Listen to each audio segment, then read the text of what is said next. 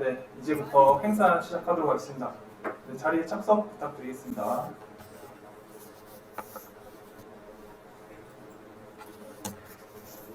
네, 안녕하십니까. 저는 부산대학교 창업지원단 김민환이라고 합니다. 바쁘신 현업 와중에도 저희 본 프로그램에 참여해주시고 또 많은 관심 가져주셔서 다시 한번 감사드리겠습니다. 금일 제1회 스마트 제조 R&D DX 융합 포럼은 저희 부산 DX 협의체 즉 지원 프로그램 중 하나로 저희 팬데믹 이후 DX가 가속화되면서 기업의 DX에 대한 이해 그리고 기존 방식에서 DX를 추진하기 위한 기업의 전환 활동 그리고 DX를 통한 성과 창출을 위한 지원 전략이 요구되고 있는 상황이고 기업의 DX 수용 인지에 비해 실제 기업 현장에서의 DX 활용은 떨어지고 있는 현실입니다. 따라서 부산 DX 협의체에서는 디지털 기술 적용에 의한 단기적인 효율성 개선과 중장기적인 사업 구조 개혁을 달성할 수 있는 전환 활동에 대한 DX 통합 솔루션을 기업에게 제공하고자 합니다.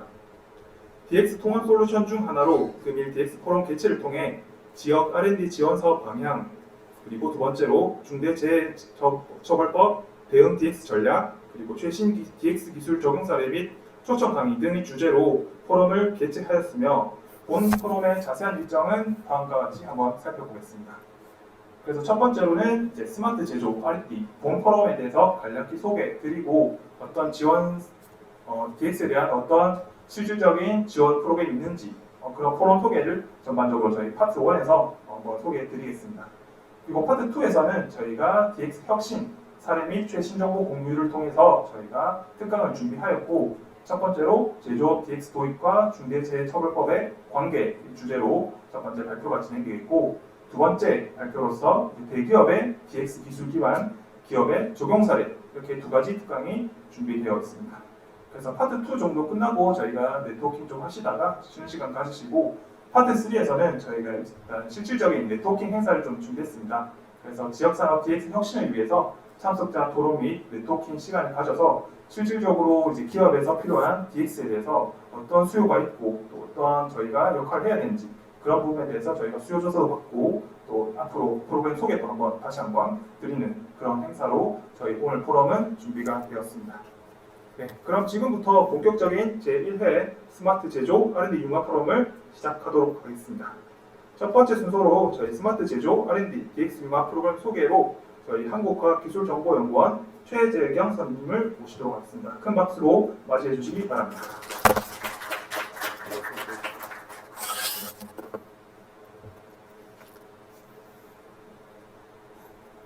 네, 금요일 오후인데 그것도 해운대 바닷가 앞에서 여러분들께서 이렇게 귀한 휴가를 내실 수도 있는 시간에 더 이렇게 가치 있는 시간을 내주셔서 감사합니다. 저희도 그런 가치 있는 시간을 보내실 수 있도록 많은 보답을 드리도록 하겠습니다. 금요일 하면은 명곡이 있죠. 금요일에 어때요? 금요일 시간 어때요? 주말까지 견디기 힘들어? 다들 아시는 분들 계시죠? 1분 1초가 달콤해. 이 남자 도대체 뭐야? 이 남자는 저는 한국과학기술정보연구원 최재경 선임입니다. 다시 인사드리겠습니다.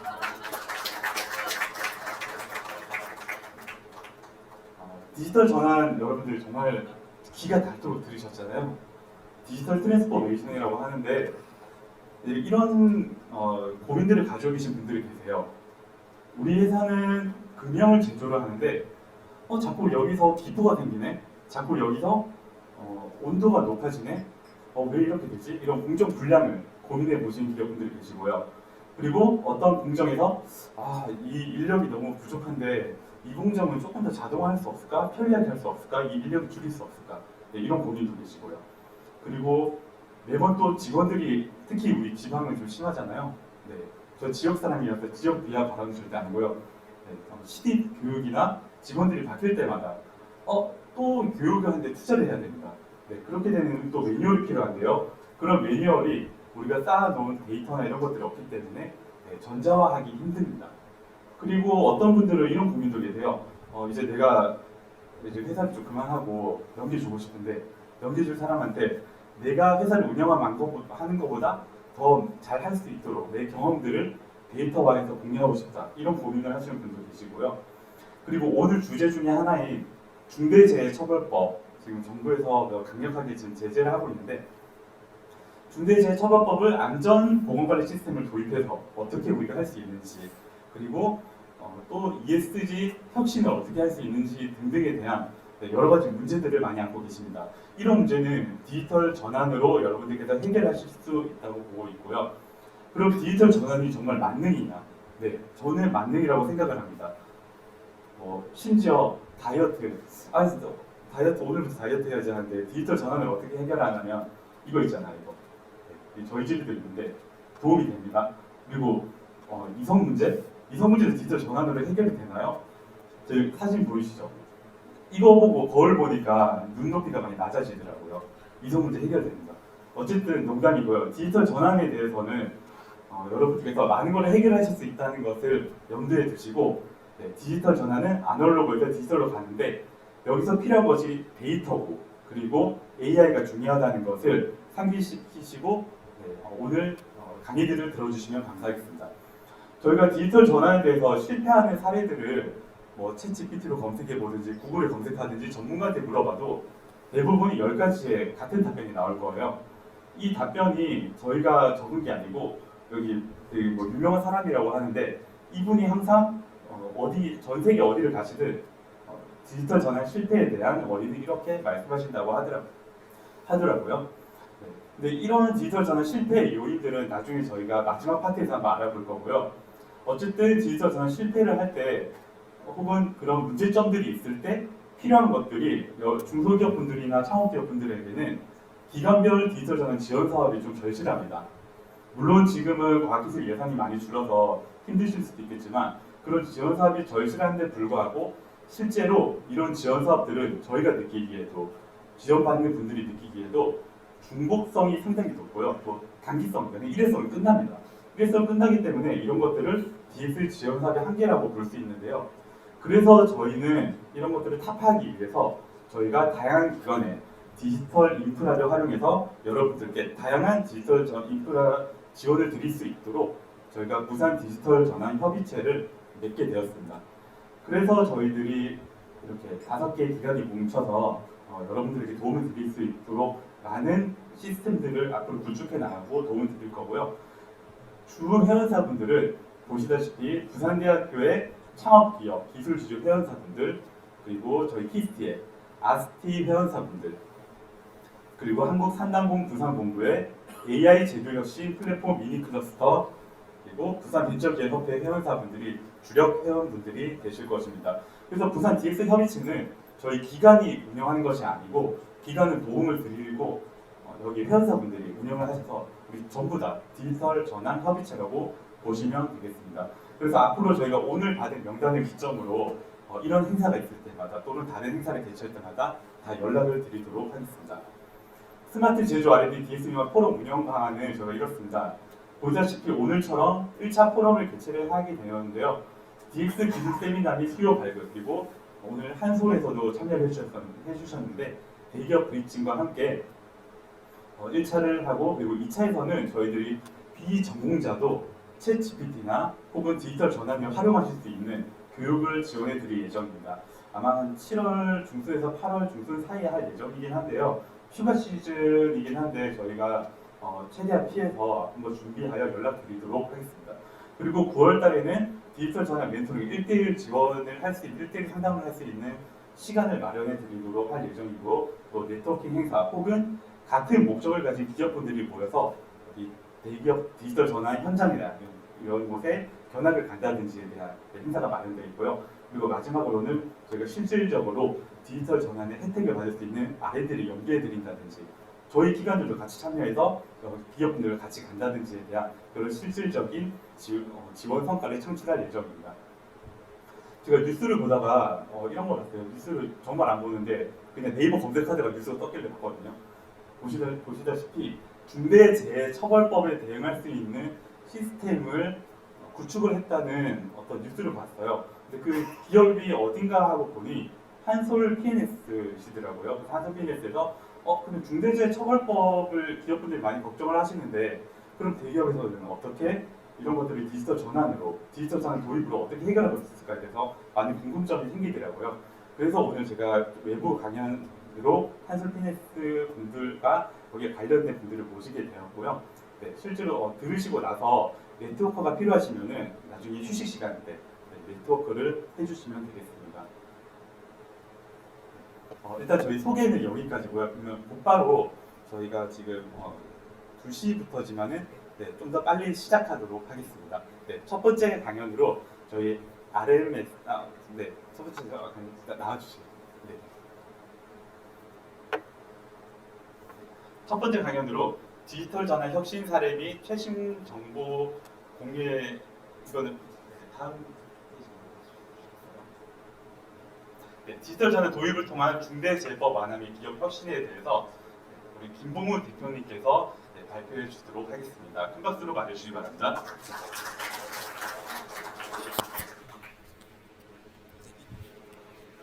이쪽에서 해주시겠어요? 네.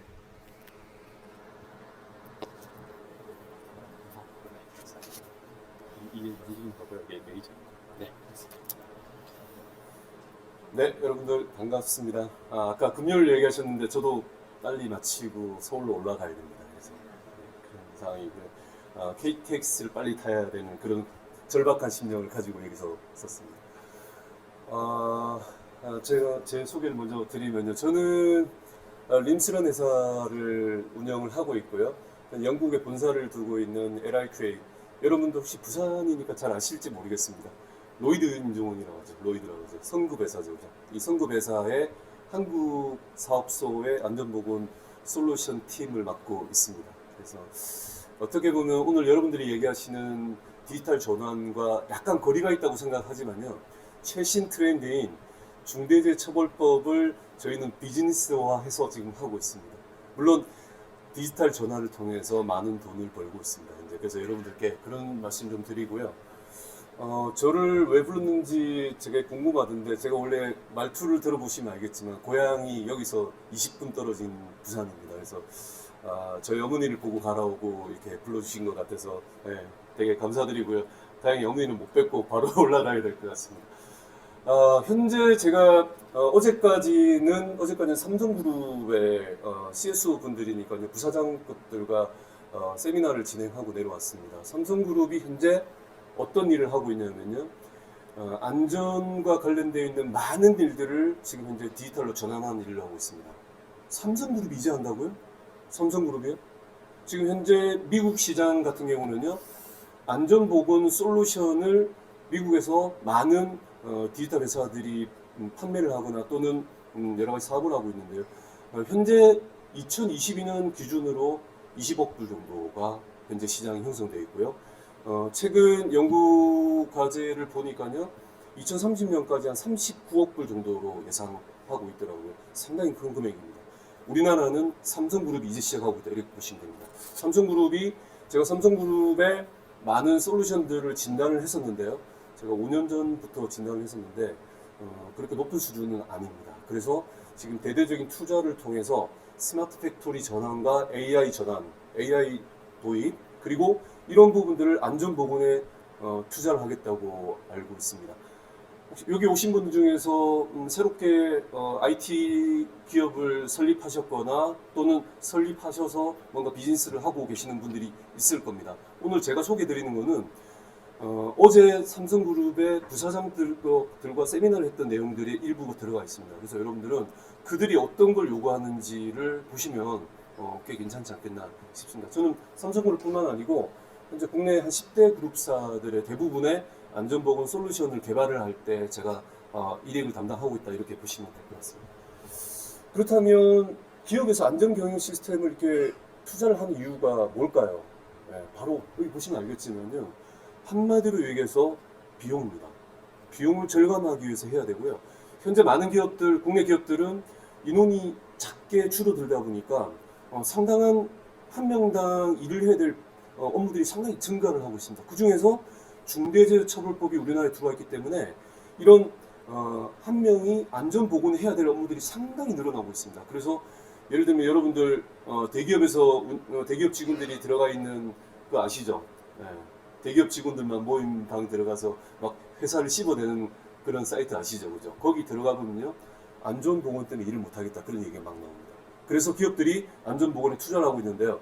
제가 알기로 LG그룹이 제가 LG그룹에 지난달에 제가 미팅을 했었는데 LG그룹이 내년도에 안전보건 디지털 전환 비용만 100억을 잡아놨습니다. 현재 상당한 비용이 들어가 있는데 오늘 제가 여러분들한테 보여드리는 많은 얘기들은 실제적으로 그런 상황들이 들어간다 이렇게 보시면 될 것 같습니다.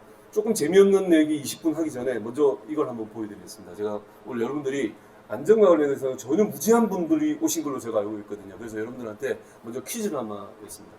좀 있으면 강남역이 잠길 겁니다. 좀 있으면 잠길 겁니다. 매년 잠기지만요. 저는 7월달 되면 일단 강남역 근처를 가진 않습니다. 이런 사태가 있기 때문에 절대 가지 않거든요. 여러분들 퀴즈를 드리겠습니다. 세 가지 사진이 나올 텐데요. 여러분들은 이 세 가지 사진을 보고요. 어떤 실행들이 가장 적은 비용으로 우리는 안전한 곳을 만들 수 있을까 한번 퀴즈를 내드리도록 하겠습니다.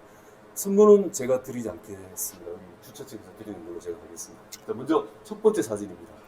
여러분 기사 많이 보시면 알겠지만요. 이렇게 건물로 들어가는 빗물을 막기 위해서 시설물을 설치하는 사례입니다. 두 번째는요. 이렇게 배수로를 청소하고 있는 사진들입니다. 세 번째는 제가 살고 있는 곳 주변인데요. 이렇게 여기 보시면 이런 배수구 옆에다가 이렇게 조그만 빗물 바지가 여기 있다 하고 표지판을 설치해 놓은 케이스입니다. 자, 세 가지 사진을 보셨습니다, 여러분들. 이 세 가지 사진 중에서 가장 적은 비용으로 침수되는 것을 막을 수 있는 방법은 어떤 걸까요? 그리고 작은 비용이고 또는 효과가 좋은 게 어떤 건지 한번 이게 3번이고요. 2번이고요. 1번입니다. 가장 효과가 좋고 비용이 적은 건 어떤 방법일까요? 자, 1번이라고 생각하시는 분 손 들어주십시오. 제가 잘못했습니다. 이게 왜냐하면 이게 답이 아닌데. 좋습니다. 자, 두 번째 보겠습니다. 2번 사진이 가장 적은 비용으로 침수 사고를 막을 수 있다 생각하시는 분 손 들어주십시오. 그럴 줄 알았습니다. 한국 사람들 역시 중간을 좋아하군요. 세 번째 사진이 가장 적은 비용으로 빗물이 침수되는 사고를 막을 수 있다 생각하시는 분 손 들어주십시오. 마지막은 맞아 못했었던 거 알고 있습니다. 아무 생각 없이 들으신 거죠, 그죠? 자, 이걸 잘 아셔야 됩니다. 지금 현재 시스템을 도입하게 되면요, 이런 문제가 해결하게 됩니다. 지금 이 문제가요, 조금 전 보셨다시피 기업에서는요, 또는 정부 공기업들은 어떤 데 투자를 많이 하고 있냐면 이걸 투자를 많이 합니다. 여기에 상당히 많이 예산을 배정하고 있는데 실제 어떠냐면요, 서울시 같은 경우는 이렇게 빗물맞이를 하는 건물이나 가정집에 주는 예산이 1년에 50억씩 투자를 하고 있습니다. 이건 어떨까요? 투자를 할까요? 네, 투자를 합니다. 이거는 그냥 공무원들의 일상적인 일입니다. 그죠? 공무원들의 일상적인 일이고요. 이런 것들도 투자하는 회사들도 있지만 안 하는 데도 더 많습니다. 저는 이렇게 생각합니다. 여기에서 가장 좋은 효과를 발휘하는 곳은 바로 2번입니다. 네. 일상적으로 우리가 하고 있는 일을 잘하는 게 가장 침수 사고를 막을 수 있는 가장 지름길입니다. 쌓여있는 이런 배수로를 미리 비가 오기 전에 청소하는 게 가장 좋은 방법이고요. 두 번째 좋은 방법은 바로 이겁니다. 물이 막혔을 때 신속하게 빗물바지 위치를 우리 확인해서 여기를 뚜껑을 열어서 여기를 청소를 해주면 물이 빨리 빠지겠죠, 그죠? 가장 마지막 방법이고 돈이 많이 드는 방법이 여기입니다. 그런데 현재 기업들은 여기다 투자를 하고 있습니다. 여기 오늘 금속 제조업에서 오신 시우님들 많이 계신다고 그러는데 혹시 우리 사업장은 이렇게 하고 있지 않나 생각해 보십시오. 디지털 전환 경영 시스템을 잘 도입하게 되면 이런 것들을 판단하는 우선순위와 그리고 어떤 것이 중요한 건지를 판단하는 데 상당히 도움이 됩니다. 그래서 제가 처음에 보여드렸지만 기업이 시스템을 잘 도입하게 되면요 상당한 비용을 절감할 수 있다 이렇게 저는 강하게 말씀드리겠습니다. 이런 부분들 생각하시고요. 이제 재미없는 부분으로 들어가 보겠습니다. 국내 중처법에서 다루고 있는 것들 중에 하나 있는데 여러분들 제조업에서 오셨다 그러면 이거 굉장히 생각하셔야 됩니다. 위험성 평가입니다. 이 위험성 평가를 안 하게 되면 여기 혹시 CEO님들 오셨는지 모르겠는데 CEO님들은 잘못하면 감옥에 갈 수 있습니다. 위험성 평가가 그만큼 중요하죠. 어제도 삼성그룹의 CSO님들 월급 엄청 많이 받으시는 그런 분들도 가장 큰 고민이 뭐냐면 위험성 평가를 우리 직원들이 어떻게 하면 잘하게 하지? 이게 고민입니다. 그래서 제가 그랬습니다. 위험성 평가 잘하게 하면 저한테 한 100억 정도 주세요. 이렇게 얘기했습니다. 제가 100억 정도 주시면 제가 직원들 데리고 직접 해드리겠습니다. 이렇게 얘기를 했거든요. 근데 이게 제일 고민이에요. 지금 위험성 평가가 고민인데 이 위험성 평가를 잘하는 데는 디지털 전환이 핵심입니다. 지금 해외 기업들은 대부분 위험성 평가를 손쉽게 하고 있습니다. 오늘 오전에는 제가 미국 셀라니즈라는 회사의 화학 기업의 한국 공장에서 미팅을 하고 지금 여기 오는 길인데 울산에 있는 공장인데 여기도 마찬가지로 위험성 평가를 직원들이 하고 있는데 이 직원들이 하고 있는 게 노력이 너무 많이 들어가는 거죠. 그래서 디지털 전환을 앞두고 있습니다. 여기 앞에 와 계시는 한솔 TNS 직원분들과 아마 다음 달에 미팅을 하게 될 겁니다. 손으로 쓰고 있고 직원들이 수기로 작성하는 그 많은 일들을 디지털 전환을 통해서 효율성을 확보하고요. 그리고 법규에서 요구하고 있는 많은 위험성 평가를 대응하기 위해서 이렇게 디지털 전환이 필요하다. 저는 그렇게 생각하고 이렇게 하고 있습니다. 마찬가지로 여러분들 위험성 평가를 노동부, 우리나라에 법 집행하는 노동부가 현장에 가서 지적을 하면요, 약 한 37% 정도 되는 게 대부분 현장에서 벌어지는 위험성 평가와 관련된 것이 대부분 지적사항을 받습니다. 만약에 여기서 사람이 사망하게 된다 그러면 지금은 현재 법규에 의해서 시의원님들이 잘못하면 감옥으로 갈 수 있습니다. 그래서 감옥을 안 가는 방법은 김현장하고 계약하는 방법이 있겠죠. 근데 김현장은 돈을 많이 달라고 합니다. 아마도 여러분들 계약을 하시면 그렇고요. 현재 서울에 있는 많은 큰 기업들이 김현장한테 돈을 많이 줘놨습니다. 아마 부산까지 내려오지 않을 가능성도 있습니다. 그러면 부산에 있는 변호사님들 찾아야 되는데 생각보다 쉽진 않다. 저는 그렇게 말씀드립니다. 그래서 이런 내용들이 있다는 부분 말씀드리고요. 해외 기업들, 이건 이제 2023년도의 마지막 코 12호로에 나와 있는 영국의 이코노미스트지에 나와 있던 내용인데 저 되게 신기해서 이걸 봤습니다. 안전모에다가 이렇게 보석을 박아놨어요. 이게 어떤 뜻이냐면요. 우리 현장에 있는 우리 인플로이들, 우리 근로자들이 그만큼 중요해지고 있다는 이런 사실들을 영국 이코노미스트에서 발표하고 있습니다. 지금 현재 미국 같은 경우는요, 미국에 배관공이 있습니다. 정밀 배관공이 있는데 정밀 배관공의 임금이 연간 30만 불이 넘어갔다는 얘기를 지금 들었습니다. 30만 불이면 연봉 얼마죠?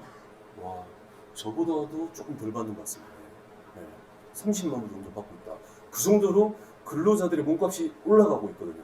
그럼 이 근로자들을 우리는 관리하고 이 사람들한테 안전보건의 업무를 줬을 때 이 사람들이 어떻게 소화를 할 거냐. 대부분의 미국 기업들은 디지털 전환을 통해서 해결을 하고 있습니다. 이런 부분을 생각하시면 우리나라도 마찬가지입니다. 우리나라도 아마도 기업 경영하시는 분들은 인원을 늘리는데 상당히 큰 부담을 갖고 계실 거고요. 그 인원들이 우리 회사에서 리텐션, 그러니까 퇴직하지 않고 업무를 하시는데 굉장히 중요한 부분이 있죠.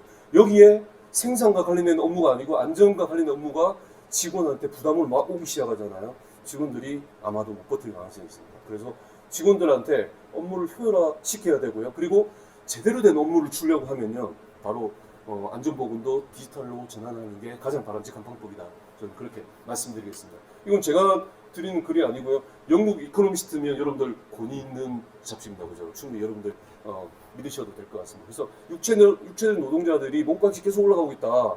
그럼 이런 사람들한테 우리는 좋은 교육을 줘야 되고요. 제대로 된 위험성 평가를 줘야 됩니다. 그래서 저희는 보통 이렇게 얘기합니다.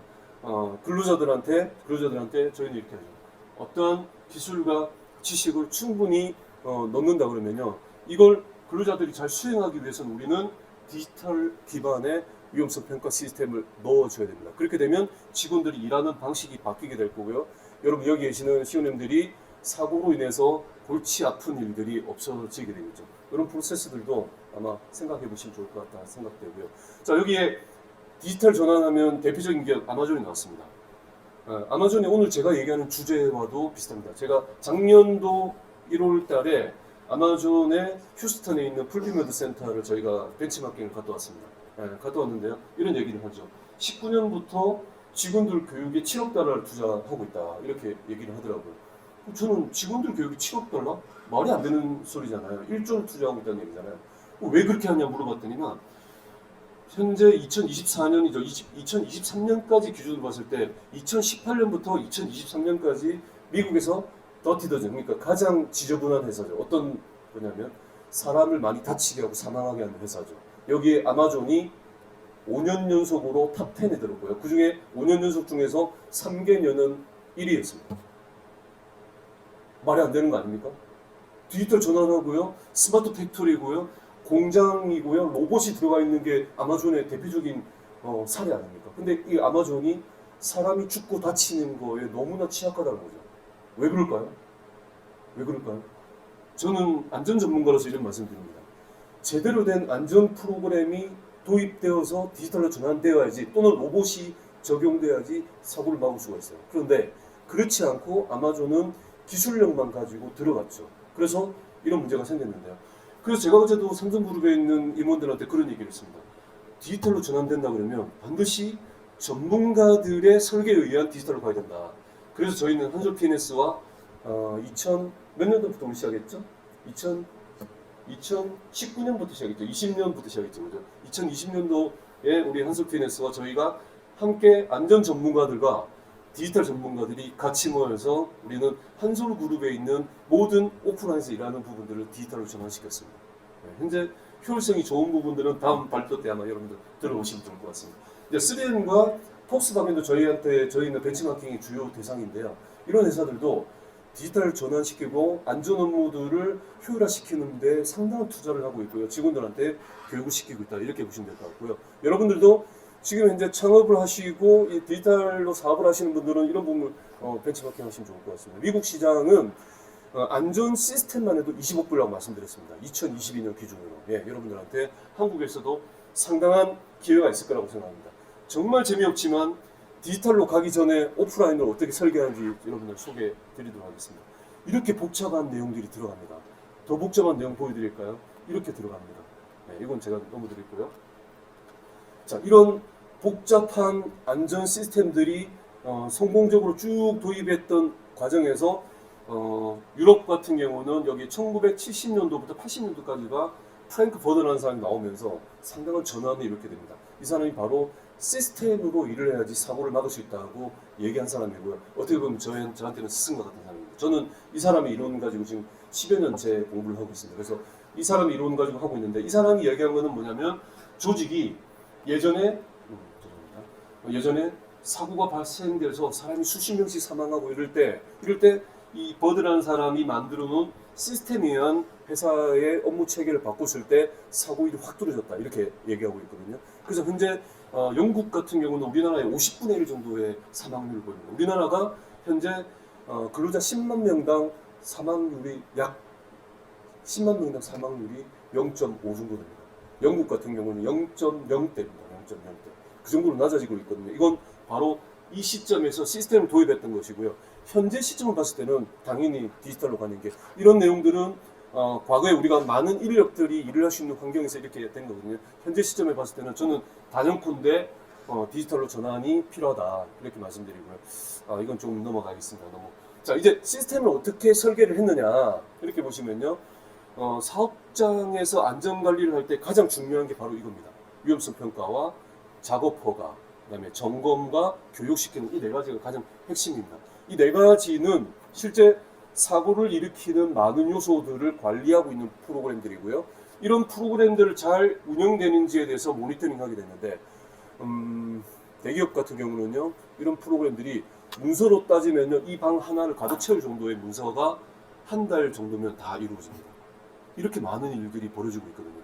그래서 이런 설계들이 잘 들어갔을 때와 잘 들어가지 않았을 때는 결과물들이 완전히 달라지겠죠. 아웃풋이 달라지겠죠. 그래서 이런 설계들이 들어가 있게 되어 있는 것이고요.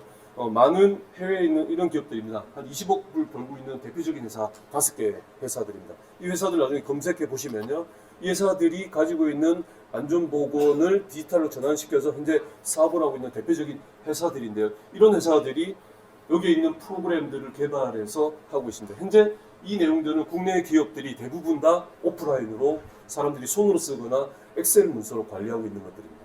이런 것들을 이제 다음 소개할 한솔 PNS에서 대부분 다 전환시켰고요. 글로벌 회사에서 하고 있는, 이런 포털에서 하고 있는 이런 내용들을 기반으로 설계를 했다, 이렇게 보시면 될 것 같습니다. 이런 설계 개념이 들어갔습니다. 저희 같은 안전 전문가가 이런 내용들을 하나하나 다 설계를 해서요, 이런 설계를 했던 것을 디지털에서 내용들을 각각의 DB를 넣어서 하나의 업무가 했을 때 하나의 업무가 결과물들은 전체적으로 다 보여줄 수 있도록 이렇게 디지털 전환을 시키는 개념들입니다. 자, 이런 내용들 보시면 아마 여러분들 보실 거고요. 지금 현재 어제 제가 삼성그룹에 얘기했던 위험성 평가가 각 안전 관련되어 있는 프로그램들에 적용되는 이런 케이스들도 저희가 소개를 드렸습니다. 현재 삼성그룹도 이렇게 안 되어 있습니다. 삼성그룹이 안 되어 있다 그러면 나머지 회사들 다 안 되어 있다고 보시면 되겠죠. 그죠? 그래서 이런 비즈니스는 현재 우리나라에서는 미국이 25불 정도 되니까 저는 이런 비즈니스가 한솔 PNS한테 얘기하고 계속 얘기하고 있는 것은 2030년 전까지 국내에서 디지털 전환하는 안전 프로그램만 관련해도 1년 연간 한 2천억 정도? 1,000억에서 2천억 정도 시장이 열리지 않겠나 이런 생각을 하고 있고요. 그런 과정에서 지금 한솔 PNS가 가지고 있는 이 설계 개념은 국내에서는 가장 강력하게 작용될 것이라고 저는 개인적으로 그렇게 자신하고 있습니다. 이런 내용들도 같이 들어가 있습니다. 네, 들어가 있고요. 지금 한솔 PNS에서 설계에서 들어가는 부분인데 저는 이 부분이 가장 큰 강점이 뭐냐면요. 하나의 업무를 액티비티를 했을 때 교육, 여기 보시면 비상사태, 관찰, 점검, 작업허가까지 하나의 업무를 했을 때 여러 가지 업무들을 동시에 구현해 주는 이런 것들이 디지털 전환의 가장 큰 장점입니다. 예를 들면 디지털 전환을 했던 회사들이 꽤 많은데요. 그 회사들 중에서 대부분이 문서를 스캔해서 바로 올리는 회사들도 꽤 많고요. 문서에 있는 내용을 하나하나를 디지털로 하나하나 입력하게 만드는 회사들도 있습니다. 굉장히 어리석인 방법이죠. 굳이 그렇게 하려면 그냥 엑셀로 관리하는 게 훨씬 낫죠. 근데 제대로 된 디지털 전환을 한다 그러면 하나의 업무가 다른 업무들로 연결이 돼서 DB들이 같이 쌓이게 하는 이런 방법들이 죽겠죠. 그래서 이런 설계들을 같이 도입해서 하신다 그러면 여기 보시면 많은 구성원들이 있잖아요. 이런 구성원들한테 업무가 배정이 될 겁니다. 이런 업무들이 배정이 되는 R&R 시스템이 구축되었을 때 우리는 이렇게 얘기하죠. 디지털 전환했더니 업무가 확 줄었네? 디지털 전환했더니 결과물들이 내가 원하는 결과물들이 금방 나오네? 그리고 어떤 업무들이 한쪽으로 몰리지 않네 이런 결과물이 나올 겁니다. 그래서 디지털 전환도 그냥 디지털 전환을 하는 게 아니고요. 전략적인 디지털 전환을 하는 게 필요하다 이렇게 말씀드리겠습니다. 자, 위험성 평가가 얼마나 복잡한지에 대해서 한번 잠깐만 소개해드리고요. 저는 마지막 Q&A 시간만 하고 끝내도록 하겠습니다. 위험성 평가의 종류를 보시면 여기 시우님들 오셨으면 꼭 한번 봐주시기 바랍니다. 먼저 비즈니스 위험성 평가를 먼저 해야 되고요. 비즈니스 위험성 평가가 이렇게 설계를 하게 된다면 이런 식으로 쭉 항목들이 되게 되고요. 보통 한 중견그룹 정도 되면요. 비즈니스 위험성 평가가 1번부터 시작하면 약 한 600번, 700번, 한 1000번 정도까지 이렇게 나옵니다. 그래서 많은 양들이 있다 이렇게 보시면 되고요. 그리고 일반 위험성 평가가 있습니다. 일반 위험성 평가는 우리 작업 환경이 이루어지는 모든 환경들에 의해서 위험성 평가가 이루어지고 있는데요. 울산에 있는 바커케미칼 같은 회사입니다. 이 바커케미칼 같은 회사들은 이렇게 일반 위험성 평가, 공정 위험성 평가, 작업 위험성 평가, 화학물질 위험성 평가 말만 들어도 복잡하거든요. 저도 이걸 전공하고 있지만 실제 너무나 복잡한 문제입니다. 이런 문제를 디지털로 전환하지 않고서는 솔직히 답 없습니다. 그래서 직원들의 업무 부하는 상당히 일어난다 이렇게 말씀드립니다. 그래서 화학 공정이 하나 있다 그러면요, 이 화학 공정 하나의 위험성 평가 기법들은 눈으로만 봐도 4가지 기법들이 들어가죠. 수많은 데이터들이 쌓이게 됩니다. 수많은 데이터들입니다. 엄청난 데이터들입니다. 아마 여기 오신 기업의 제조업에서 오신 분들이 있을지 모르겠지만요, 이 제조업에 오신 분들은 위험성 평가 서류를 쌓게 되면요, 이렇게 하게 되면 엄청난 내용들이 있게 될 텐데요. 그렇게 한다더라도 실제 노동부에서 감사를 받거나 점검을 받게 되면요, 상당히 구멍이 많이 나 있을 거라고 저는 그렇게 생각합니다. 일반 구역 위험성 평가가 될 것이고요. 저희가 이렇게 설계를 합니다. 한솔 PNS에 넣기 전에는 저희가 이렇게 설계를 합니다. 그래서 위험 요인들을 데이터베이스로 분류하고요. 그리고 위험 요인들에 관련되어 있는 세부 항목들을 데이터베이스로 이렇게 만들어 놓습니다. 그리고 통제하는 분류도 마찬가지로 글로벌 기업들이 하고 있는 이런 케이스들을 모두 데이터로 설계해서 집어넣게 되고요. 이런 내용들은 기업들이 수천 건, 수만 건을 쌓여놓게 하더라도 이런 검색 기능을 통해서 디지털로 전환했을 때 상당히 큰 도움이 되지 않겠나 이렇게 생각하고 있습니다. 자, 이런 데이터들 지금 보시면요, 저희 팀은 디지털 팀이 아니기 때문에 엑셀로 이렇게 구현합니다. 엑셀로 저희 팀은 엑셀로 이 정도 구현하는데 디지털로 구현하시면 얼마나 좋을까 이렇게 생각합니다. 이 화면은 어떤 화면이냐면요, 중대재해처벌법 때문에 기업 회장님께서 뉴스에 올락내리락 하시는 회사의 케이스입니다. 다음 주에 그 회장님 앞에 저는 한 달에 한 번씩 30분 동안 가서 브리핑을 해야 되는데 이걸 가지고 브리핑할 겁니다. 회장님께서 나는 우리 회사 직원들이 어떻게 위험성 평가를 하는지 내가 보고 싶어. 왜? 그분이 위험성 평가 때문에 기소를 당하셨거든요. 그러니까 위험성 평가를 어떻게 하는지 한눈에 보여줘. 저한테 이게 얘기했습니다. 그래서 제가 이렇게 설계해서 회장님 앞에 두고 있고요. 이게 삼표그룹은 디지털로 전환하고 나서 이제 회장님 방 앞에 80인치 TV에 이게 계속 앞으로 돌아가게 될 겁니다. 그래서 양주 사업소, 인천 사업소, 또는 삼척 사업소 여기 있는 직원들이 실시간으로 하고 있는 여러 가지 위험성 평가 또는 통제 방법이 결정돼서 모니터링하고 있는 방법들이 회장님이 80인치 TV로 매일 아침에 보시겠다는 게 그 회사의 방침입니다. 이렇게 한다 정도까지만 말씀드리겠습니다.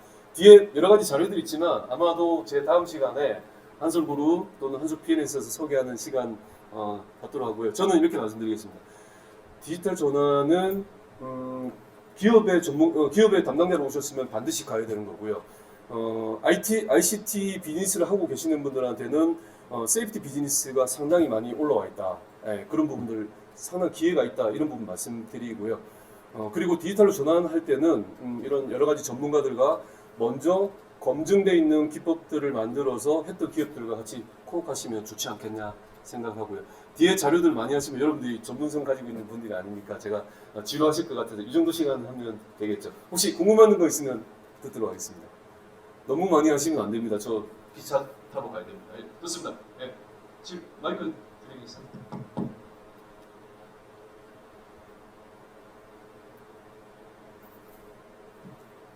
네, 안녕하십니까. 발표 잘 들었습니다. 네.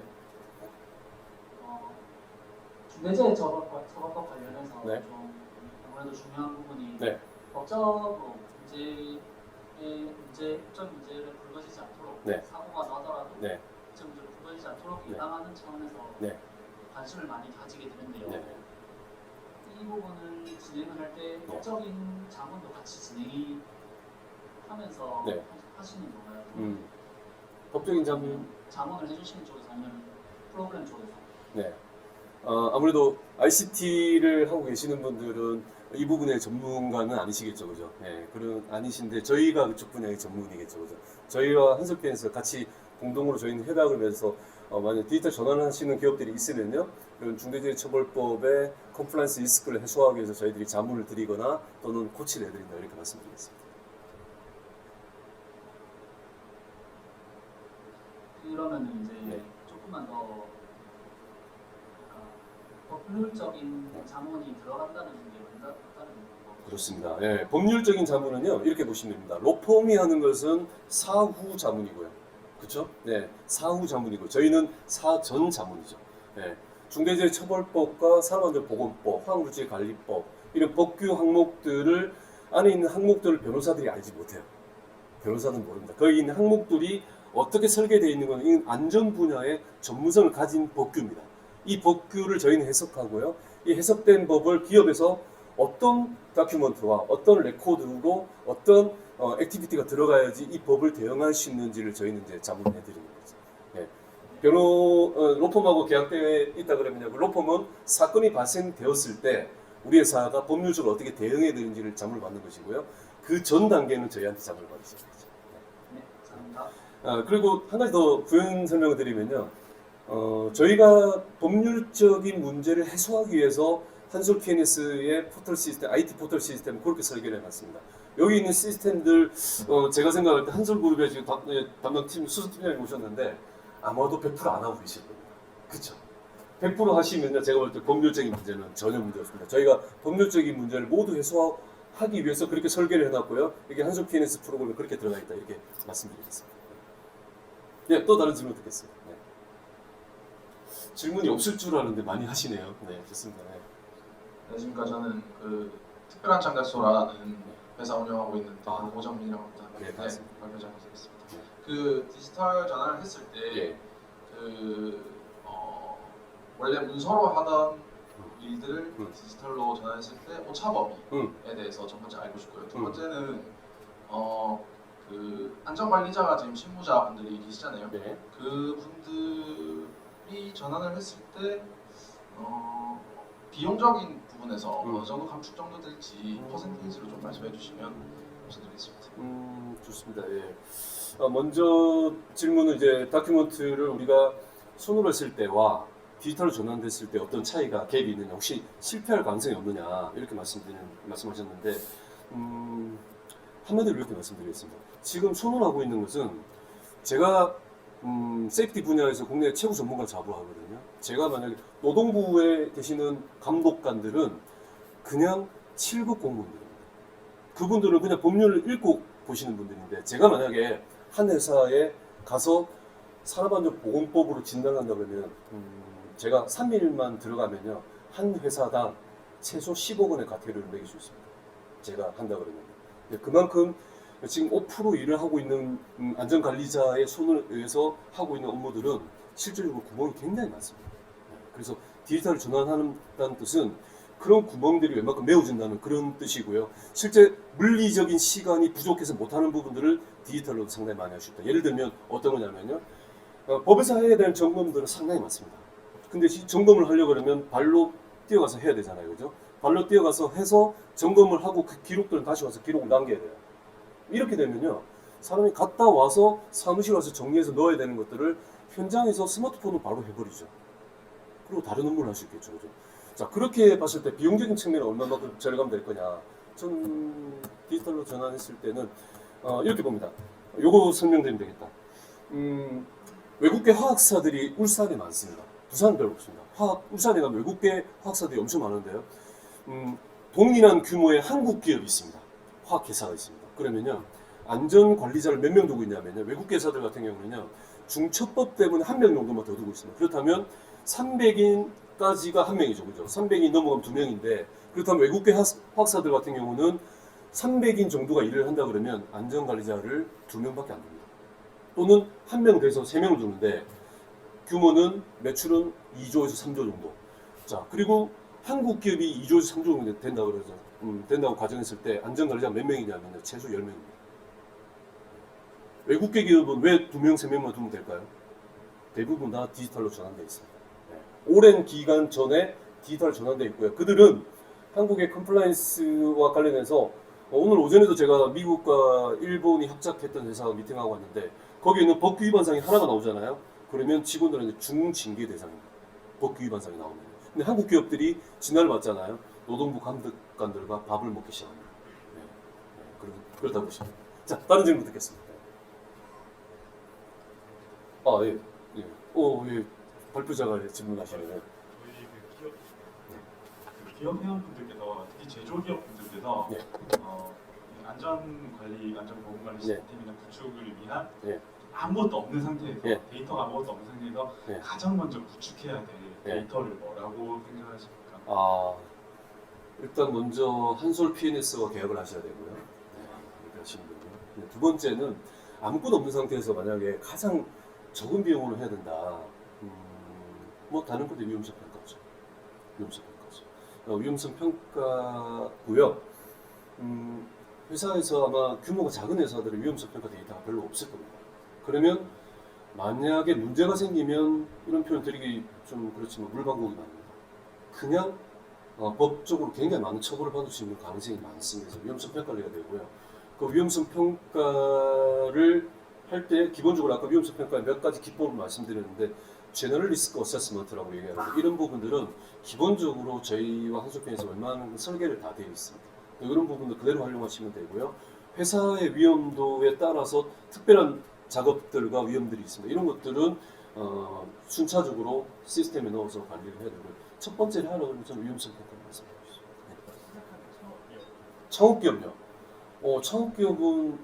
창업기업이 안전 쪽으로 뭔가 시스템을 개발해서 만들겠다는 거 아니면 그냥 제조에 창업한 그런 기업들은 조금 더 법률적인 안전 쪽은 조금 안 하셔도 아직까지는 안 하셔야 됩니다. 왜냐하면 제조업에서 좀 더 위험도가 많고요. 일반적인 ICT 업체들은 아직까지는 그렇게까지는 안 해야 됩니다. 현재 국내에서 어디까지 하고 있냐면요. 제가 서비스를 하고 있는 회사 중에 여러분 아시는 회사가 있습니다. 현대카드. 현대카드는 그냥 카드사지 않습니까? 카드사인데 현대카드사가 저한테 안전보건 관련되는 이제 여러 가지 어떤 컨설팅을 받고 있고요. 그리고 여러분 잘 아시는 카카오뱅크도 저한테 받고 있습니다. 그리고 삼성생명도 받고 있습니다. 이 생명회사들이나 인명회사들도 저희한테 안전 쪽으로 받고 있다.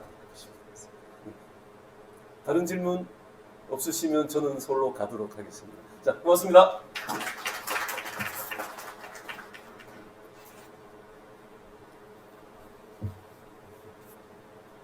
이 중대재해처벌법에 대해서 이제 디지털 전환 도입할 때 여러분들께서 어떤 점을 주의해야 되시는지 좋은 강의를 해주셔서 감사합니다. 네, 바로 다음에 이어서 저희 대기업에서는 어떻게 중대재해처벌법을 대응을 하고 디지털 전환으로 어떤 식으로 이제 대응을 하고 어떤 생각을 하고 있는지에 대해서 한번 들어보도록 하겠습니다. 우리 한솔 로지스틱스의 김도원 수석 팀장님 나오셔서 발표해 주시도록 하겠습니다.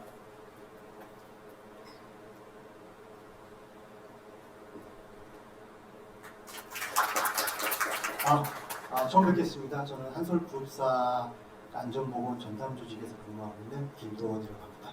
아니 마지막에 이렇게 안전 쪽으로 질문을 많이 주셔가지고 사실은 이 전에 좀 살짝 오늘 그 스마트 제조 R&D DX 융합 포럼하고 안전하고 맞을까?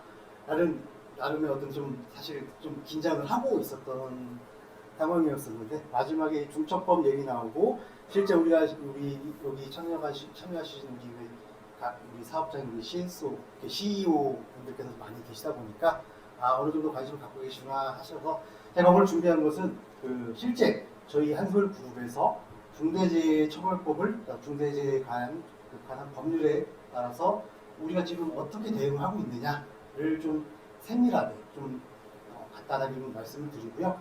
이 강의는 이후에 우리 PNS에서 개발한 EHS 시스템이 어떻게 돌아가는지를 좀 사전에 조금 알 수 있는, 쉽게 이해하실 수 있는 그런 시간이라고 보시면 될 것 같습니다. 자, 우선은 다음에 넘어가기 전에 혹시 그 중대재해처벌법에 대해서 혹시 외부에서 강의를 들으셨거나 또는 이쪽으로 혹시 관심이 계신 우리 여기 참석자분 혹시 계실까요? 대표님이나 혹시 중대재해처벌법에서 강의를 들어보신 분들 없으세요? 요즘 최근에 계속 보시면 기업에서 사망하는 사고들, 작업자가 떨어져서 사망하는 케이스들이 연신 계속 보도가 되고 있습니다. 그만큼 대한민국 사회는 22년 1월부터 중대재해처벌법이라는 가장 큰 소용돌이에 휘말리게 된 시점이고요. 저희 한솔그룹도 마찬가지입니다. 그래서 거기에서 저희가 준비하고 있는 방향과 실제 하고 있는 일들에 대해서 좀 간단히 설명을 좀 드리도록 하겠습니다.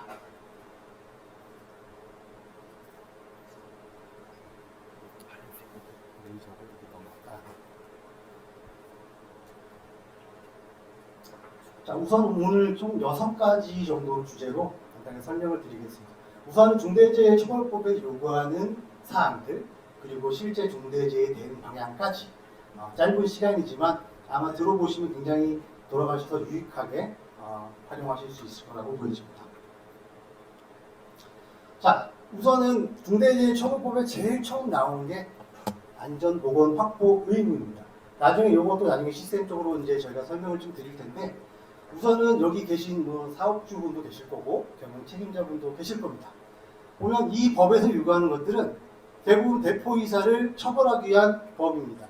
이전에 산업안전보건법 시절에서는 각 지역에 떨어져 있는 공장장이나 공장에서 책임을 담당하는 관리자급에서 처벌이 끝났지만 이제는 그런 관리자보다는 대표이사를 직접적으로 처벌하겠다는 굉장히 강력한 법규로 들어와 버렸기 때문에 실제 우리가 지배 운영 관리하는 사업장 또는 사업이라고 표현이 되고 있습니다. 이전엔 사업장, 장소적으로 딱 정해놨지만 지금은 가령 대전에도 A 사업장, 똑같이 부산에도 A 사업장, 대구에도 A 사업장 이 한 곳에서만 사고가 나도 대표이사가 처벌을 받는 구조로 법이 설계가 되어 있습니다. 그렇기 때문에 여기서 보시면 실질적인 지배 운영 관리 그리고 그 사업과 사업장에서 종사하는 모든 사람들에 대해서 안전보건을 부담해라 라는 게 법의 가장 첫 주제에 들어가 있는 가장 큰 핵심이라고 보시면 됩니다. 두 번째는 우리가 운영하고 있는 사업 또는 사업장에 대해서 아까 우리 이전에 링스에서 기본적인 말씀하셨죠. 위험성 방가. 가장 중요한 게 지금 우리가 운영하고 비즈니스하는 모든 활동에서 분명히 위험들이 많이 존재하고 있습니다. 그런 것들을 우리는 관리하고 통제해라. 그것 또한 안전보건 의무 확보의 가장 핵심적인 역할로 위험성 평가가 되게 되고요. 앞으로도 고용노동부에서 진단이나 감독 시에는 무조건 위험성 평가 중심으로 진단하고 점검을 하고 있기 때문에 이 부분들은 이 수단에서 다시 한번 설명을 드리도록 하겠습니다. 다음은 그 도급인 아시죠? 수급인, 그다음에 관계수급. 자, 우리가 그 22년 1월 저는 50 이상부터 시작했죠. 50 이상 사업장에서 중대재해 처벌법이 시작했고 2년 후에 돼서 올해죠. 올해 1월 27일부터 50 이하, 5인부터 40 이하까지도 중대재해처벌법이 확대가 됐습니다. 올해 이후로 좀 안타깝게도 부산의 기장에 있는 한 그 알루미늄 폐기물 우리 그 사업장에서 중대재해가 났는데 엊그저께 그쪽 대표이사장이 기소됐다는 아마 신문 기사들을 많이 보셨을 겁니다. 그만큼 요즘은 이 중대재해처벌법이 어떤 특정 직종 또는 어떤 특정 사업 최근에 소상공인들까지 우리가 중대재해처벌 대상이냐라고 해서 많이 들고 일어났던 적이 있는데 여기는 중점적 책임을 다 묻습니다. 저뿐만 아니라 아무리 내가 잘해도 저와 관계되어 있는 원화층과 관계에 있는 사람들, 종사자들 또는 계약 관계에 있는 분들께서도 그런 쪽에서 사고가 나게 되면 결국은 가장 원청에 있는 대표이사, 그 다음에 중간에 있는 우리 수급인의 대표이사 또는 관계 수급인의 대표이사까지도 처벌을 받는 구조가 되기 때문에 굉장히 복잡하고 까다로운 법이라고 보시면 되겠습니다. 그리고 네 번째가 가장 중요한 건데 이게 이제 시스템으로 저희가 이제 구현을 할 건데 결론은 우리가 재예방을 하기 위해서는 안전관리 체계를 구축해라. 그리고 그거를 실행하고 점검하고 보고받아라는 게 중대재해처벌의 핵심 사항입니다. 그래서 요거는 조금 이따 한 번 더 설명을 드리고요. 마지막으로 우리가 사고가 났을 때 어떻게 대응을 할 거냐 또는 사고를 어떻게 예방할 거냐에 대한 매뉴얼도 안전보건 확보 의무의 가장 핵심 좀 5가지 핵심 사항이라고 보시면 될 것 같습니다. 자, 이제 안전관리 체계에 대해서 간단히 설명 좀 드리겠습니다. 저희 한솔그룹은 그 안전보건 경영 시스템 혹시 들어보셨나요? 혹시 안전보건 경영 시스템 ISO나 45001 또는 코샤 MS 혹시 가지고 계신 사업장 계실까요? 없으세요? 한 분 계세요? 네.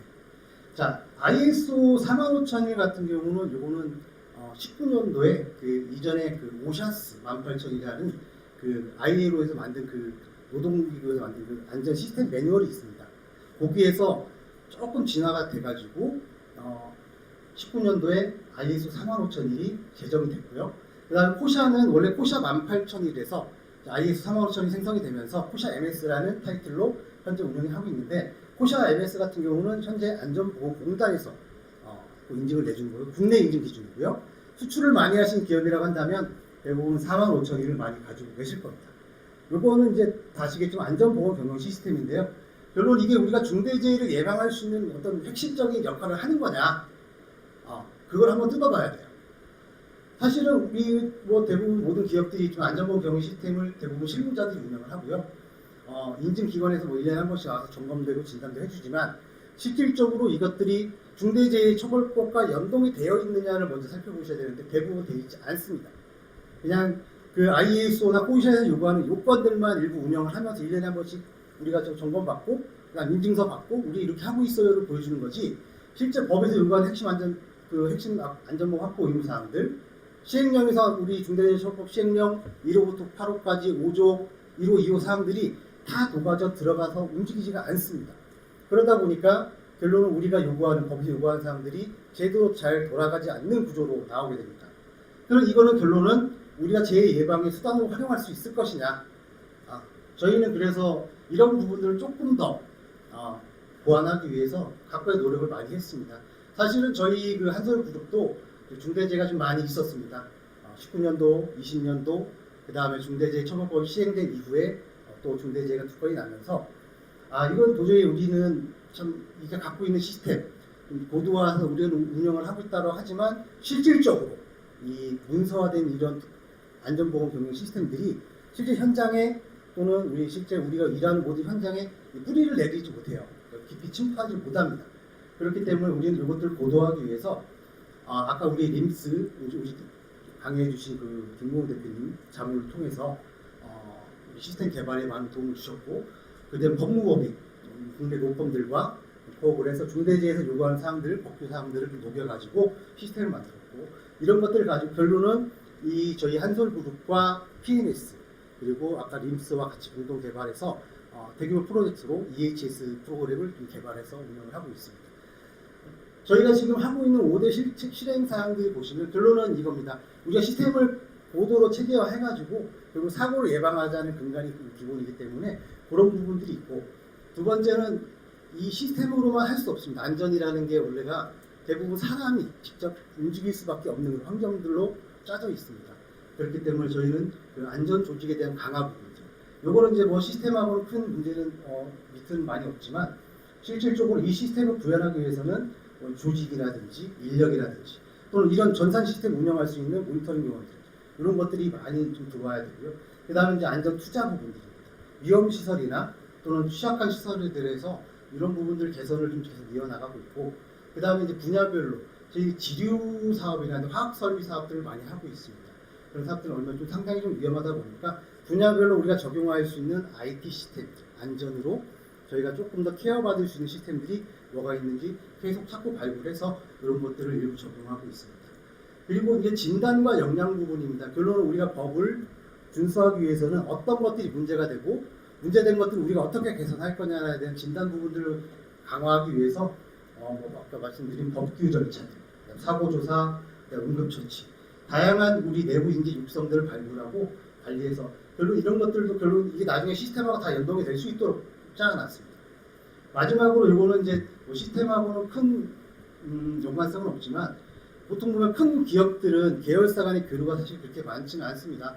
그러다 보니까 서로 갖고 있는 자기들의 그 안전에 대한 스킬들을 감추는 게 되게 많은데 한솔그룹 자체 문화가 좀 많은 동기화가 돼 있고 상호 협조하고 상호 교류하는 그런 문화들을 갖고 있다 보니까 이 시스템 개발에 모든 계열사들이 참여해서 본인들의 이점과 장점들을 녹여가지고 개발해서 현재 운영하고 있습니다.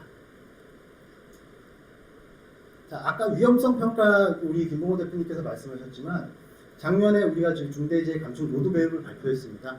여기 가장 큰 핵심은 결론 위험성 평가예요. 기존에 우리가 이제 우리와 관계된 법들만 지켜야겠다. 그러니까 그런 거죠. 아 이거 위험해 위험하지 않아? 이거 법 지켜야 돼 말아야 돼? 라고 했을 때 지켜야 되는 것들만 지키고 딱 틀에 정해진 우리 법들만 우리가 지켜왔는데 사실 그것도 지키기가 어렵습니다. 굉장히 많은 법들이 있기 때문에. 그러다 보니까 이게 기업 스스로가 좀 찾아서 자율적으로 할 수 있게끔 만들자 해서 중대재해 감축 로드맵을 발표를 했습니다. 그래서 저희 한솔그룹 같은 경우는 총 4개의 프레임으로 자, 첫 번째는 위험성 평가 고도화. 결국 이거는 시스템화를 구현을 하고 있는데요. 보통 보면 위험성 평가를 할 때는 아까 계속 어렵다고 말씀드리는데 대부분 실무자들이 현장 한 바퀴 쭉 돌아보고 아 여기 위험하구나 어떻게 개선해야 되지? 이제 혼자 판단하고 혼자 결정을 해버리는 거예요. 근데 여기 노동부에서 말하는 거는 핵심은 근로자가 참여해야 되고요.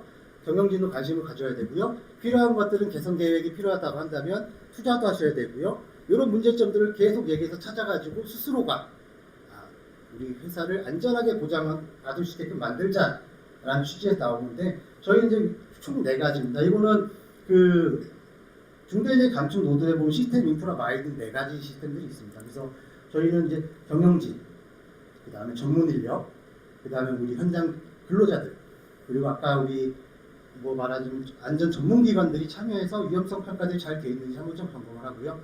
그다음 취약 분야 부분입니다. 안전 시설이나 안전 인력들, 그다음 교육 훈련이나 또는 좀 열악하거나 조금 뭐라자면 업무적으로 또는 비즈니스적으로 좀 소규모 사업장들 같은 경우는 안전 체계가 거의 없어요. 그렇기 때문에 좀 잘 되어 있는 그 관리 시스템들을 그 현장에 그 사업장이 좀 전수를 해서 어느 정도 기본 베이스를 만들 수 있도록 그렇게 지원하고 있습니다. 세 번째는 참여와 협력입니다. 저거는 이제 우리가 공식적으로 이제 그 아까 뭐 원하청만의 관계 수급인 여러 그 관계들이 형성이 되는데 서로가 따로 노는 구조가 아니라 이런 상생 협력이라고 서로가 이쪽도 안전해야 되고 저희도 안전해야 되고 서로가 안전해야지만 우리가 지금 사고가 없어져 그 사고를 예방하기 위한 방법이 만들 수 있기 때문에 상생 협력 제도라든지 뭐 캠페인 그다음 필요하다고 한다면 동기부여도 할 수 있게끔 뭐 포상도 한다든지 그다음에 여러 가지 채널을 통해서 우리가 중대재해 처벌법 말하는 근로자율 청취에 대한 그런 법규 준수도 해 나가고 있습니다. 마지막으로는 그 전문기관 연계성입니다. 저희 같은 경우는 이제 그 스마트 기술 장비 지원에 대한 사업들도 이 정부에서 많이 지원하는 것들이 있습니다. 그런 것들을 가지고 사실 작은 소규모 기업이나 또는 그 좀 영세한 업체들 같은 경우는 잘 몰라요. 직접 찾아보지 않으면 어디서 누가 뭘 준다고 하면 믿질 좀 잘 않고요. 그리고 빌려주는 줄 알아요. 근데 대부분 보면 작년부터 재작년까지는 대부분 지금 안전보건공단에서 이거 수익 사업이 아니라 이걸 지원 사업으로 해가지고 한 최대 한도 한 3천만 원씩 해서 지원을 해주는 그런 사업들도 있습니다. 대부분 이런 사업들 아이템 중에서는 아까 말씀드린 뭐 시스템, 안전 시스템이라든지 시스템 장치들, 보안 CCTV들 이런 것들을 지원해주는 그런 제도들이 많이 있기 때문에 이런 것들 저희가 많이 홍보를 해드리고 있고요. 그 다음에 안전 인증 제도, 아까 말씀드린 것처럼 ISO라든지 포샤라든지 그런 시스템 문서들도 인증할 수 있도록 지원하고 있습니다. 그리고 이제 컴플라이언스라고 해서 진단, 잘하고 있는지 못하고 있는지 이런 부분도 저희가 외부 자원을 통해서 지원하고 있고, 그 다음에 내부적으로 스스로가 안전관리를 할 수 있도록 이렇게 지원 인력도 양성할 수 있도록 지원하고 있습니다. 자, 여기가 이제 저희가 이제 핵심입니다. 서두에 말씀드렸다시피 우리가 조적법이 말하는 안전보건 확보 의무, 그런 것들이 결국은 관계 법령에서 다 나오게 됩니다. 굉장히 많을 겁니다. 저희가 지금 간단하게 제가 뽑아본 법만 해도 뭐 한 16가지, 18가지면 되는 것 같습니다. 근데 대부분 보면 이런 관계 법령들이 우리한테 적용이 되냐 또는 적용이 되지 않냐를 먼저 찾아야 되는데 이거조차도 쉽지 않습니다. 왜냐하면 우리가 여기서 말하는 안전보건 관계 법령이라는 게 어떤 특정 법 안에 안전과 보건에 관계된 법령들이 또 따로 들어와 있어요.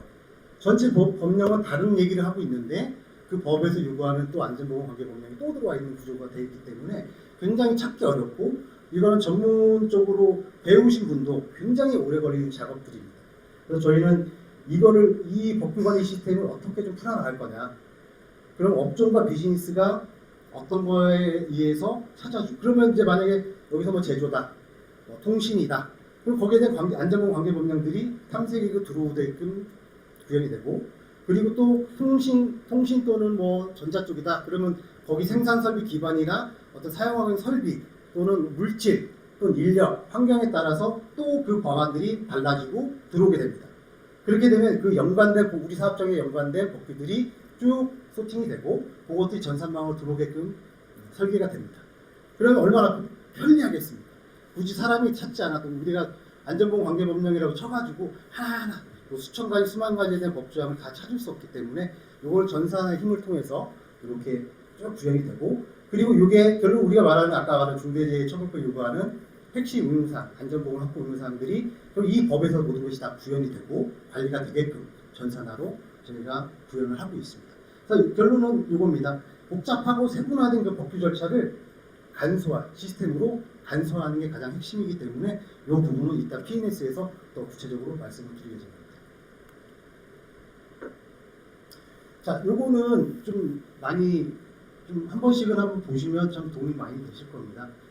뭐 우리 보시면 뉴스나 우리 뭐 보통 고용노동부 뭐 중대재해 사인회나 이런 데 보시면 사고 사례들이 굉장히 많이 나옵니다.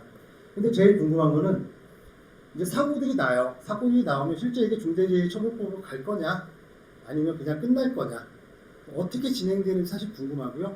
또 어떤 법들이 위반이 되고 처벌은 누가 받고, 그 다음에 얼마만큼의 처벌을 받고 주요 위반되는 사항들이 뭔지를 사람이 하나하나 다 찾아야 돼요. 이거는 거의 오픈되지 않는 그런 자료들이고, 자료에서 우리가 지금 흔히 말하는 인터넷에 쳐도 잘 나오지가 않아요. 정확한 정보들도 많이 없습니다. 대부분 이제 법률기관이나 사고를 많이 다루는 로펌들에서는 이런 것들 자료를 많이 갖고 있다 보니까 그런 사람들을 통해서 이런 자료도 입수하지만, 실제 우리가 이제 실제 그 공공기관, 안전보건공단이나 근로감독과 연계된 네트워크 통해서 이런 것들도 발치를 하게 됩니다. 사실은 이런 정보들은 사실 찾기가 어렵죠. 우리가 지금 잘하고 있는 건지 못하고 있는 건지, 어떤 것들이 처벌받는지, 뭘 못했을 때 이제 구속되는지, 벌금을 얼마 냈는지 잘 찾기가 어렵습니다. 이런 것들도 전산으로 우리가 들어와가지고 성실히 이런 정보들을 받아본다면 우리한테 부족한 것들이 뭔지를 찾고 보완할 수가 있거든요. 이런 부분들은 추후에 한번 좀 우리 P&S에서도 이런 것들을 개발하고 정보를 주는 데 있어서 아마 도움을 드릴 것 같습니다. 자, 요것도 마찬가지입니다. 아까 그 사고에 대한 그 자문도 있으셨고, 중대재해처벌법에서 만약에 어떤 상황이 생겼을 때 어떻게 대응할 거냐인데요. 요거는 한번 알아보시면 참 좋으실 것 같습니다.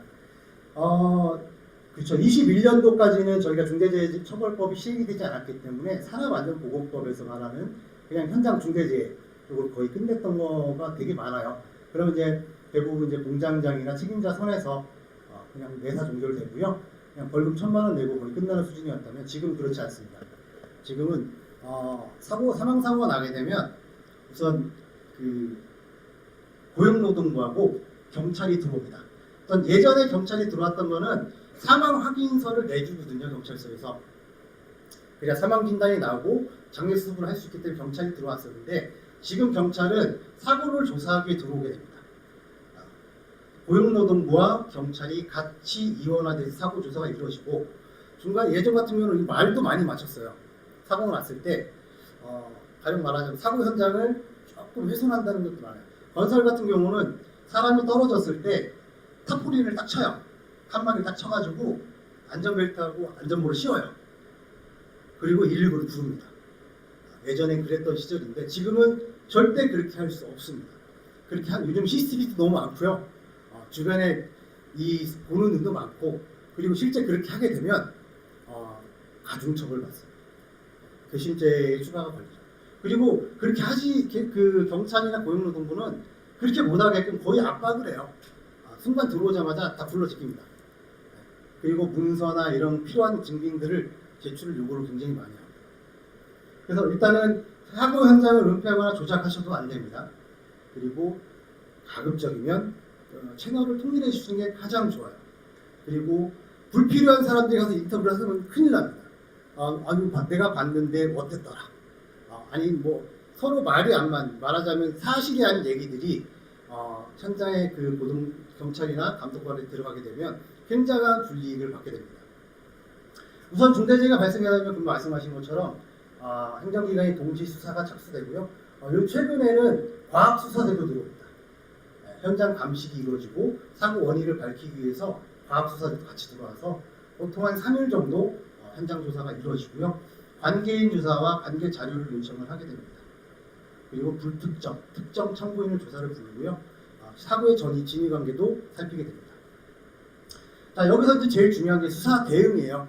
이미 사고는 났어요. 사고는 났기 때문에 우리가 이 사고를 어떻게 빨리 풀어갈 거냐에 대한 핵심이에요. 우선은 아까 말씀드렸듯이 현장에서는 절대 하시면 안 돼요. 내가 잘못했든 잘했든 작업자가 잘못했든 잘했든 현장은 그대로 보존해 주셔야 되고 그리고 경찰이나 고용노동부 근로감독관이 요구하는 서류들이 굉장히 많을 겁니다. 그럴 때 가급적이면 필요한 서류만 제공을 하시고 그다음에 시간을 버시는 게 굉장히 중요합니다. 그리고 밑에 보시면 불리하게 판단되는 자료, 인위적으로 강화한 자료는 수사에 정말 불리한 영향을 줄 수 있습니다. 그 케이스를 좀 이따 제가 한번 설명을 드릴게요. 그리고 인터뷰나 진술은 가급적이면 한 채널을 통일하셔야 됩니다.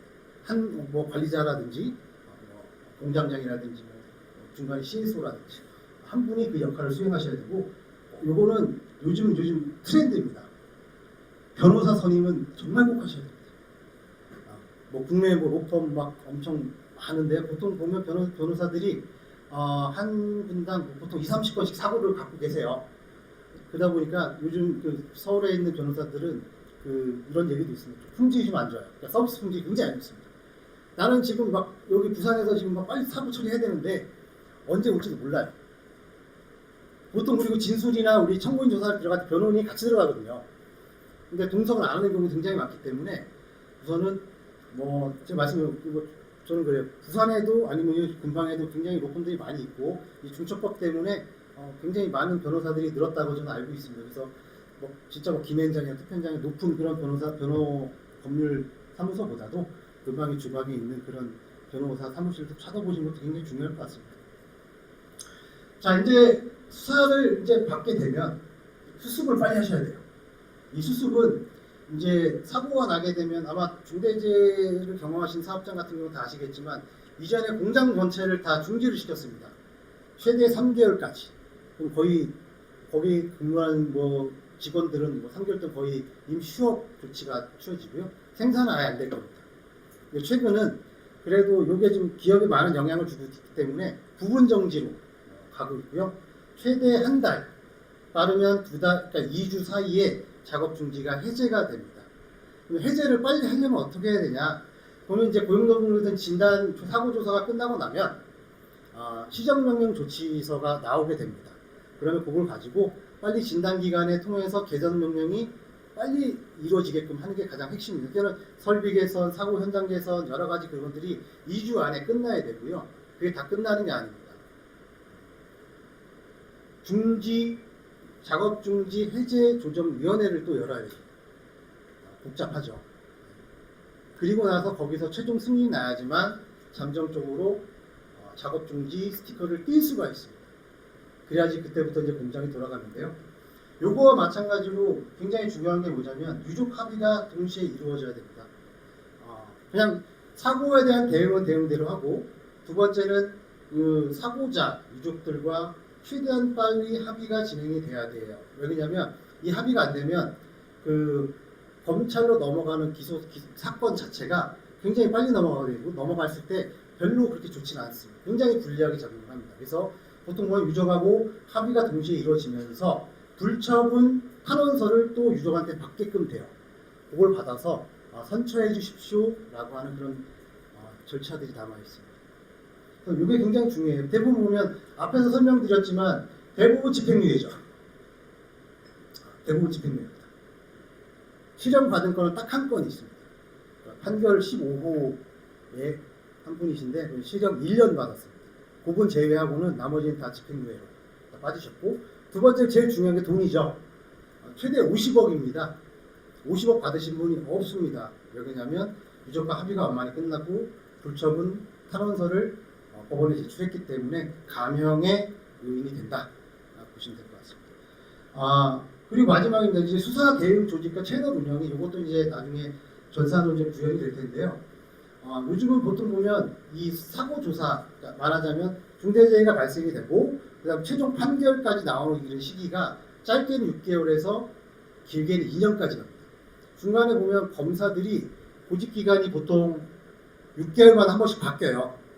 그러다 보니까 이전 검사가 무혐의 처분을 내렸지만 새로운 검사가 다시 그 사건을 다시 꺼내는 경우도 많고요. 그리고 이 기업이 정말로 거짓말을 하고 있냐 안 하고 있냐를 계속 찾고 확인합니다. 그게 뭐냐면 같은 서류를 계속 달라고 해요. 2달에 한 번씩, 3달에 한 번씩 참고인 조사 계속 하고요. 같은 서류를 계속 달라고 합니다. 그러면서 중간에 바뀐 서류가 뭐가 있는지 찾아내요. 그래서 이게 허위다 아니면 진실이다를 밝히는 과정이 굉장히 깁니다. 저희 한솔그룹도 22년 3월과 4월에 각각 중대재해 한 건씩 났는데요. 아직도 안 끝났습니다. 조사는 보통 지금 한 12번 정도 받았고요.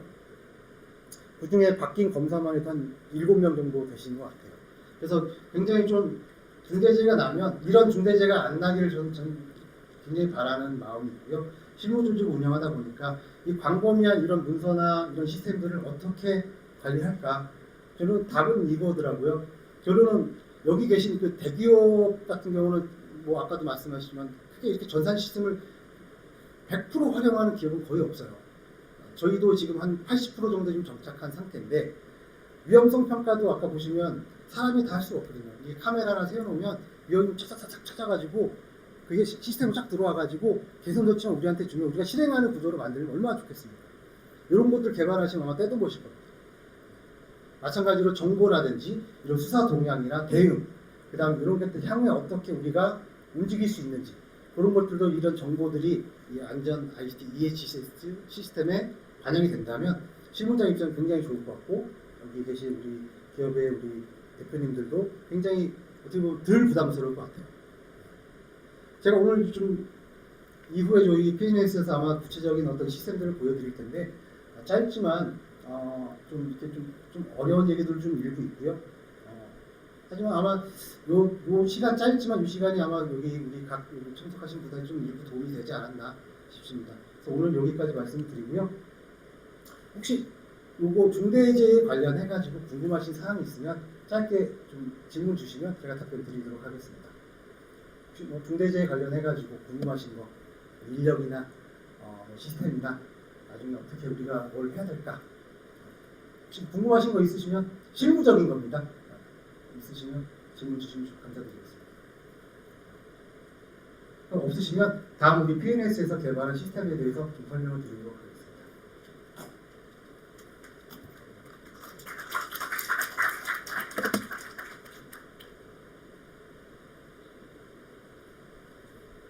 네, 오늘 저희 포럼이 디지털 전환이 주로 포럼 내용이지만 그래도 중대재해처벌법이라는 내용을 간단하게나마 좀 도움이 되시고자 저희가 DX랑은 조금 거리가 있지만 그래도 준비를 했습니다. 네, 이거 다음으로는 저희도 이제 한솔 PNS에서 실제로 저희 디지털 전환이 제조기업에 적용된 사례 그리고 디지털 전환에 대해서 기업분들께서 좀 생각해 보셔야 될 부분들 또 대기업과 함께 협력할 수 있는 방안들 이런 것들을 좀 발표해 주시도록 하겠습니다.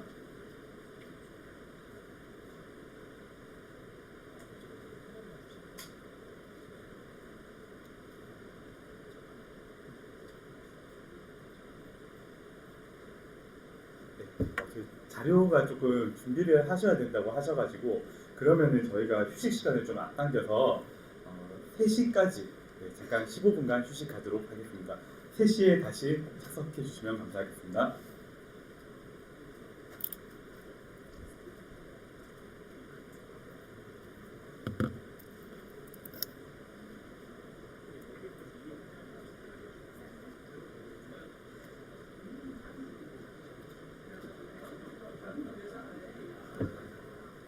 네, 그럼 이어서 저희 2부, 3부 진행하도록 하겠습니다.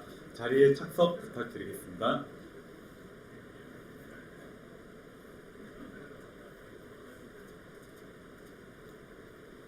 네, 그럼 다음 순서로 이제 자료가 준비가 되셔가지고요. 저희 한솔 PNS에서 스마트인 ESH에 대한 소개와 또 실무 활용 사례 그리고 디지털 전환에 대한 대기업과의 연계 방안 등을 발표해 주시도록 하겠습니다. 여기에 이승규 파트장님 모시도록 하겠습니다.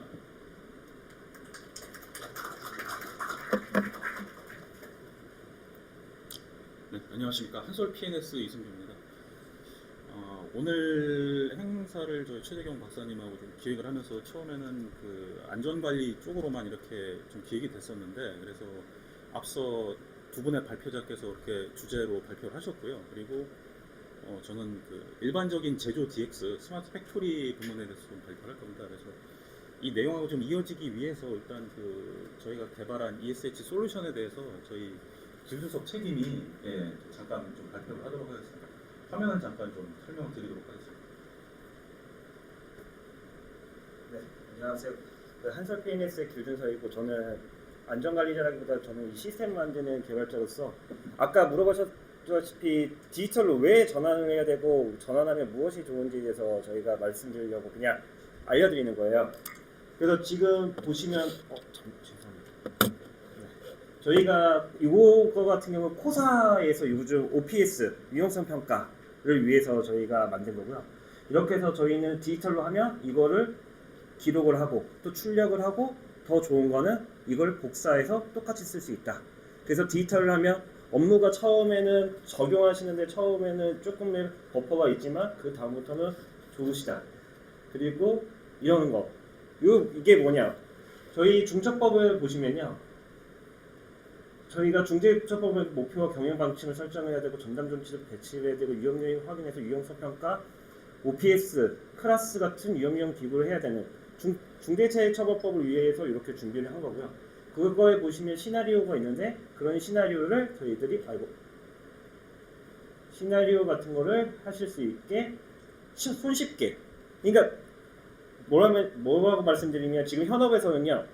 비상사태 훈련을 해야 되고 훈련을 하시면 그거에 대한 시나리오를 써야 되는데 그걸 다 PPT로 쓰고 계세요.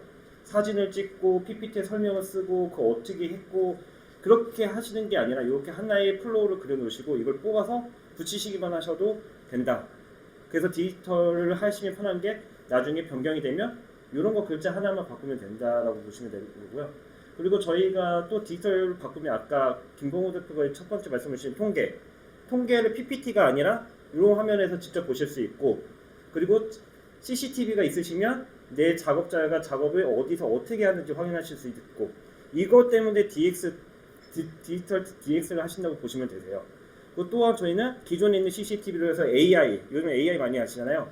이렇게 보시면 쓰러지면 저희가 쓰러지는 이런 AI까지 할 수가 있기 때문에 DX는 하시면 처음에는 뭐 비용이지만 향후에는 비용 절감이 된다라고 보실 수 있다라고 저희는 설명을 드리고 있습니다. 그래서 저희에서는 지금 소규모 이 사업장을 위한 것도 있고요. 저 다음 탭 한번 부탁드릴게요. 네, 동일하게 있지만 이건 15개 모듈로 만약에 진짜 큰 회사들은 작업허가부터 위험 기구 검사 그리고 점검 그 교육 건강 왜냐면 보건 여기 화학 그 회사가 있으실지 모르지만 화학에서는 제일 중요한 게 유해물질 사용 건강이거든요. 그 건강 모듈 그리고 뭐 비상사태 그 통계 다양한 통계 이런 것까지 해서 저희가 총 15개 아까 그 김동호 대표님이랑 설계를 받아서 저희는 한솔그룹에서는 이렇게 해서 디지털 전환을 해서 사용하고 있다라고 보여드리려고 여기서 마치겠습니다. 네, 감사합니다.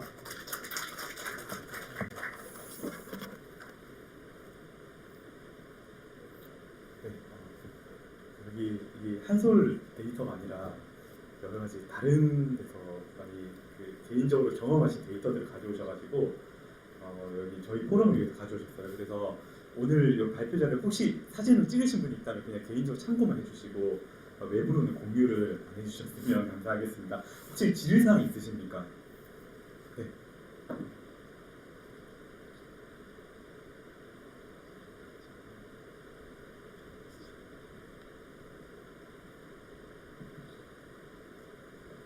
발표 잘 들었습니다. 그 설비 고장 예방을 한다고 하셨는데요. 특정 진동수라든지 그러니까 설비 외부에서 특정 진동수라든지 각청 공장 이외의 공장을 분석을 해서 모터라든지 다른 실린더라든지 이런 부분이 고장 나기 전에 특정 파형을 보이는 걸로 알고 있습니다. 그런 쪽으로 분석을 실질을 받아주셨고요.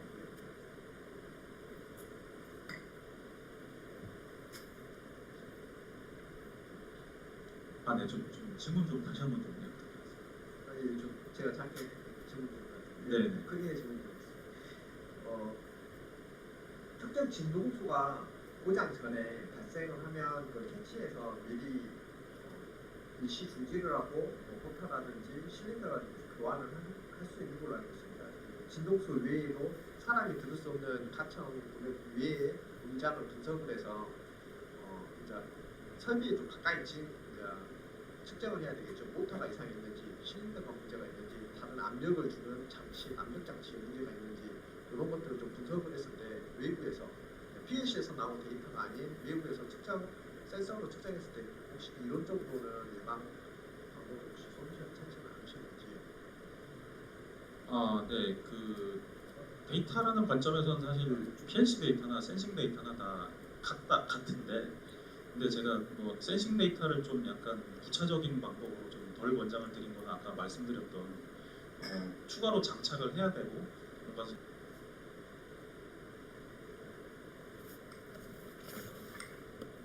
네. 그러면 이제 뭐 더 이상 질문이 없으시면은 네, 다음에 따로 저희가 추후 자료를 공유 드릴 거거든요. 네, 공유 드리는데 보안 사항은 다 빼고 일단 공유를 드리도록 되어 있고요. 그리고 공유를 드릴 때 우리 저기 팀장님 메일 주소도 함께 공유 드리도록 하겠습니다. 그러면 이제 마지막 시간으로 저희들이 준비한 것 중에 하나가 왜 디지털 전환에 왜 지원 사업을 했는데 왜 문제가 생기는지, 그리고 이것을 어떻게 기업분들이 좀 준비를 할 수 있는지에 대해서 간단하게 한번 얘기를 해보고요. 또 여러분들께서 생각하시는 디지털 전환 지원 사업을 이렇게 했으면 좋겠다, 앞으로 이 포럼은 이렇게 했으면 좋겠다라는 정말 다양한 의견들을 주시면 감사하겠습니다.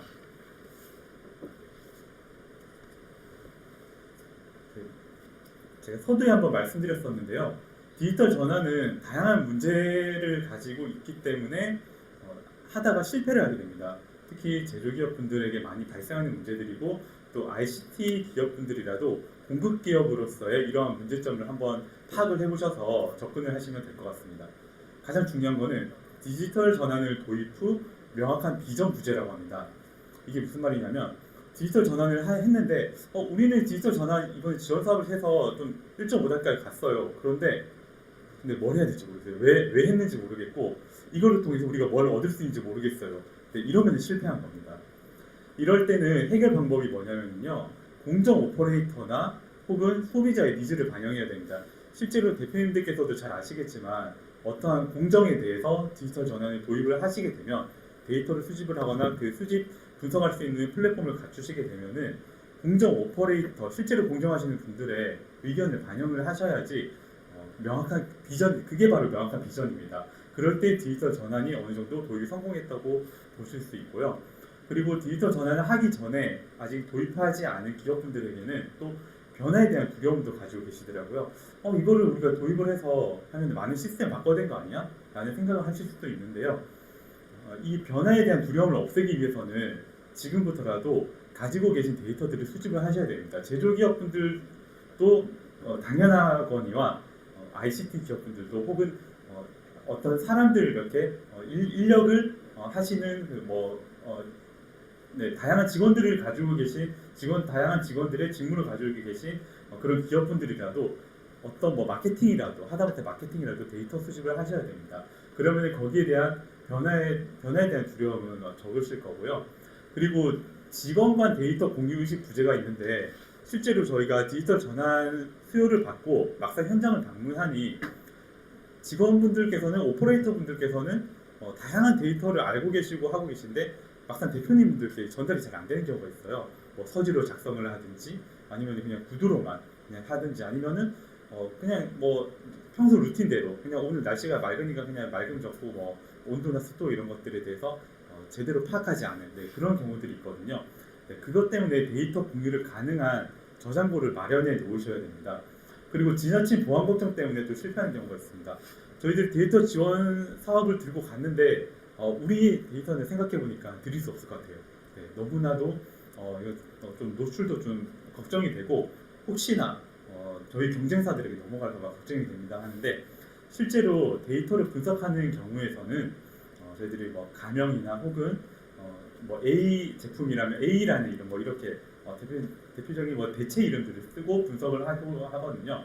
그래서 이런 보안이 걱정되신다면 데이터 수집을 하실 때 공유 가능하고 또 불가능한 데이터를 분리를 하셔서 미리 준비해 놓으시는 게 좋을 것 같습니다. 그리고 디지털 전환을 도입을 하기 위해서 예산 부족 때문에 너무 많은 비용이 들어가는 것 같아요. 그리고 우리는 그런 전담 인력도 없고 전담 기술도 없고 그리고 전문성이 부족해서 디지털 전환 관련된 전문가를 우리가 인재 채용하기 부담스러워요 라는 경우도 많습니다. 그럴 때는 디지털 전환이 꼭 화려한 것만이 아니라 꼭 모니터링을 설치하고 하드웨어 소프트웨어 설치하고 그런 게 아니라 챗 GPT나 제미니 클로바 같은 오픈형 대화형 인공지능 사이트도 있거든요. 이런 것들도 디지털 전환을 하시는데 많은 도움이 되고 여러분들께서 데이터 걱정이 되신다 하면은 추후에 저희 부산 DX 협의체의 지원 프로그램 등을 이용하시거나 저희가 또는 연결을 해드리도록 하겠습니다. 그리고 저희 키스트에서도 무료 디지털 전환 플랫폼을 운영을 하고 있거든요. 이런 것들을 혹시나 여러분들 기업이나 어떤 단체나 협회에 소개를 하고 싶으시거나 시연을 보이시고 싶다면 저에게 메일을 주시면 감사하겠습니다. 그리고 계속해서 데이터를 얘기를 하는데 디지털 전환의 시작과 끝은 결국 데이터예요. 여러분들께서 기업분들께서 데이터만 잘 관리하셔도 심지어 제가 아는 화학 기업이 울산에 있는데요.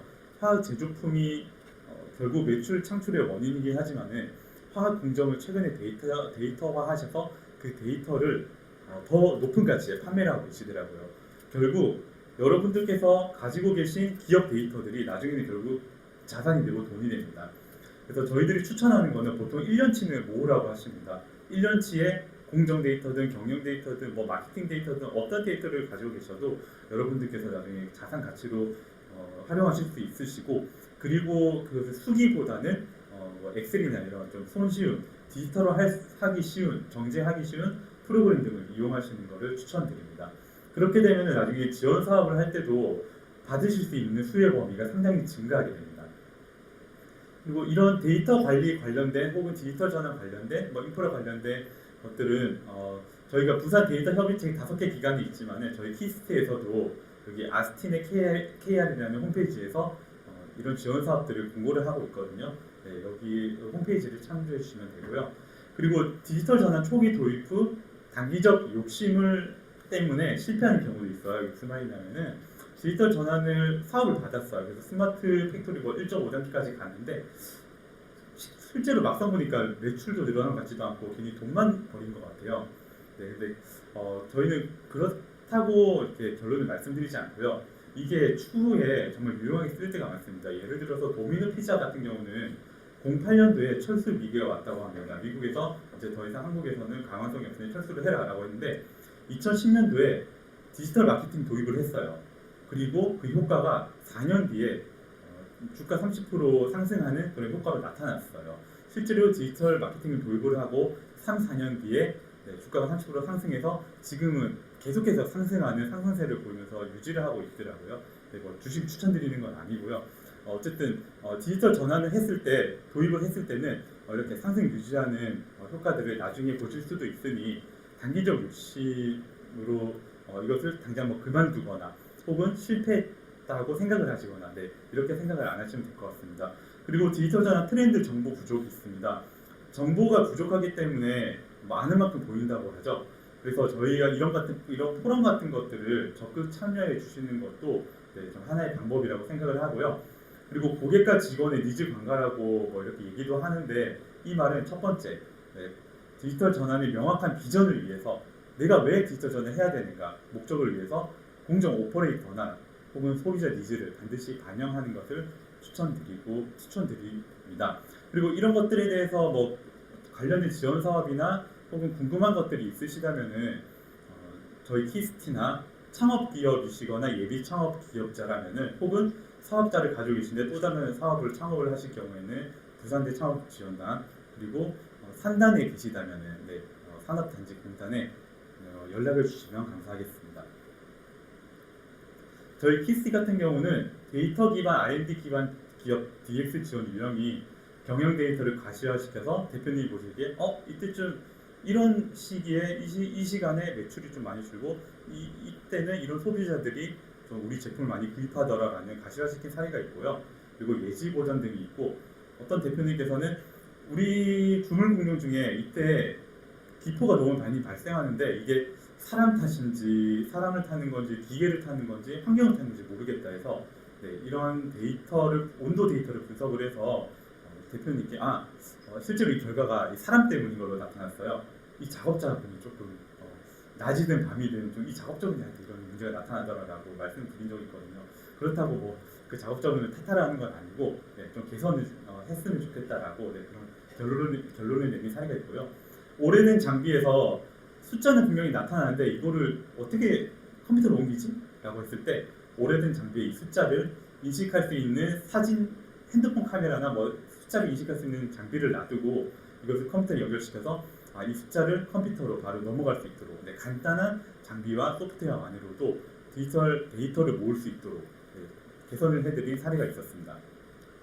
그리고 주물 공정 내 수소 발생과 온습도 데이터의 상관관계 분석이라고 했는데요. 이건 앞서 말씀드린 온습도에 따라서 제품에 자꾸 어떤 금속에 수소가 자꾸 발생을 하는 거예요. 그 수소 발생이 최소화되어야 되는데 어떻게 하면 줄일 수 있을까 해서 이분에게 6개월치 공정 전후 수소 발생량 데이터와 그리고 재료 투입량 같은 뭐 여러 가지 공정 데이터를 요구를 했습니다. 그래서 요구해서 이것을 받았고 이거를 통하여 간단한 프로그램으로 대표님 여기에 투입하시는 합금 재료와 공정 조건만 넣으시면은 대략 언제 수소가 많이 발생하는지 아실 수 있도록 프로그램 만들어 드렸습니다라고 이렇게 제공해 드린 사례가 있습니다.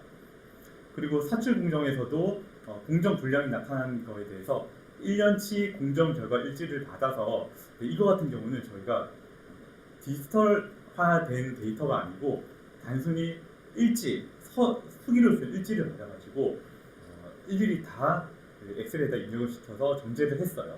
그래서 거기에 대해서 분석을 해서 가시화를 시킨 사례가 있는데 이런 거 같은 경우는 여러분들께서도 데이터 정지하는데 너무 오래 걸리고 시간도 많이 걸리고 힘들다 그리고 돈도 많이 든다라고 생각을 하시면은 저희 같은 경우는 이렇게 대학교 데이터 분석학관 이런 대학교랑 같이 협약을 맺어서 대학교에 수업 자료로 위탁을 시켰습니다.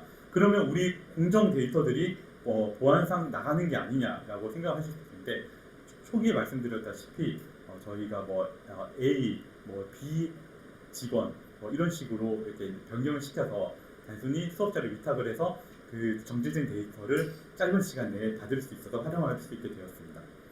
그리고 측정을 하는 업체가 있었는데요. 어떤 기업에서 제이라는 기업에서 우리 회사에서 발생한 폐수를 어떤 기준치가 넘어가면은 이것이 법적으로 걸린다. 그래가지고 실제로 넘어간 사례가 있었대요. 그런데 이 측정하는 기업에게 우리 거를 측정해주면 그걸 미리 말을 해주지 왜 우리가 넘어가도록 그냥 아무 얘기 조치도 없이 그냥 단순하게 측정만 해줬냐라고 이런 컴플레인이 들어간 사례가 있어서 저희는 이 기업에다가 이렇게 예측치 언제쯤 이 데이터를 기준으로 분석을 했을 때 언제쯤 인계값이 넘어갈 것 같습니다.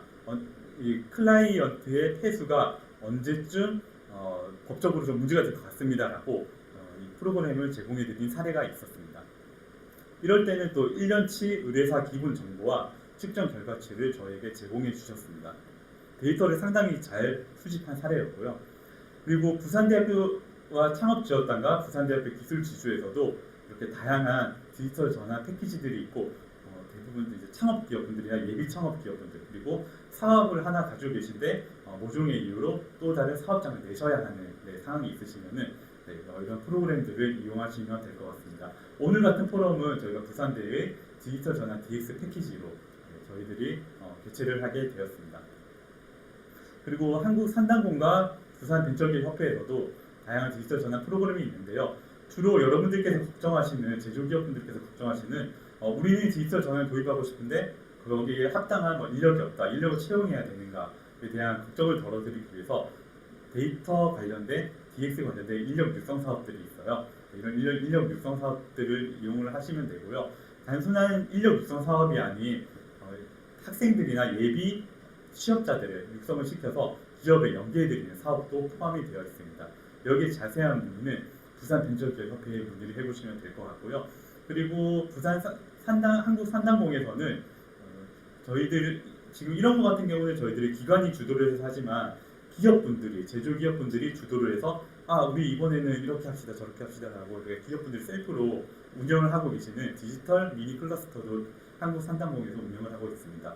역시 여기에 대해서 언제나 열려 있으니 제조기업분들이나 관심이 있으신 ICT 기업분들 우리 회사 제품을 한번 소개해주고 싶다라고 하시는 분들도 언제든 연락 주시면 되겠습니다. 네, 그래서 앞서 디지털 전환 지원 사업에 대해서 또 디지털 전환에 대해서 간단하게 한번 알아보셨는데요. 혹시 저희 요 5개 기관이 디지털 전환 지원 사업이나 이런 기관들에서 이런 것 좀 했으면 좋겠다. 이런 수요가 있으신 기업분들이 있습니까? ICT 기업이든 창업 기업이든 제조기업 분들이든 다 의견 내주셨으면 감사하겠습니다. 혹시 다양한 의견들 가지고 계신 분 계십니까? 디지털 전환에 대해서 이런 것들을 해줬으면 좋겠다. 아니면 앞으로 이런 포럼에서 또 오늘 한솔피니스와 같이 다른 대기업 분들도 모셨으면 좋겠다. 방문을 했으면 좋겠다. 네, 혹시 다양한 의견 계신 분들이 계실까요? 네. 네, 많은 네.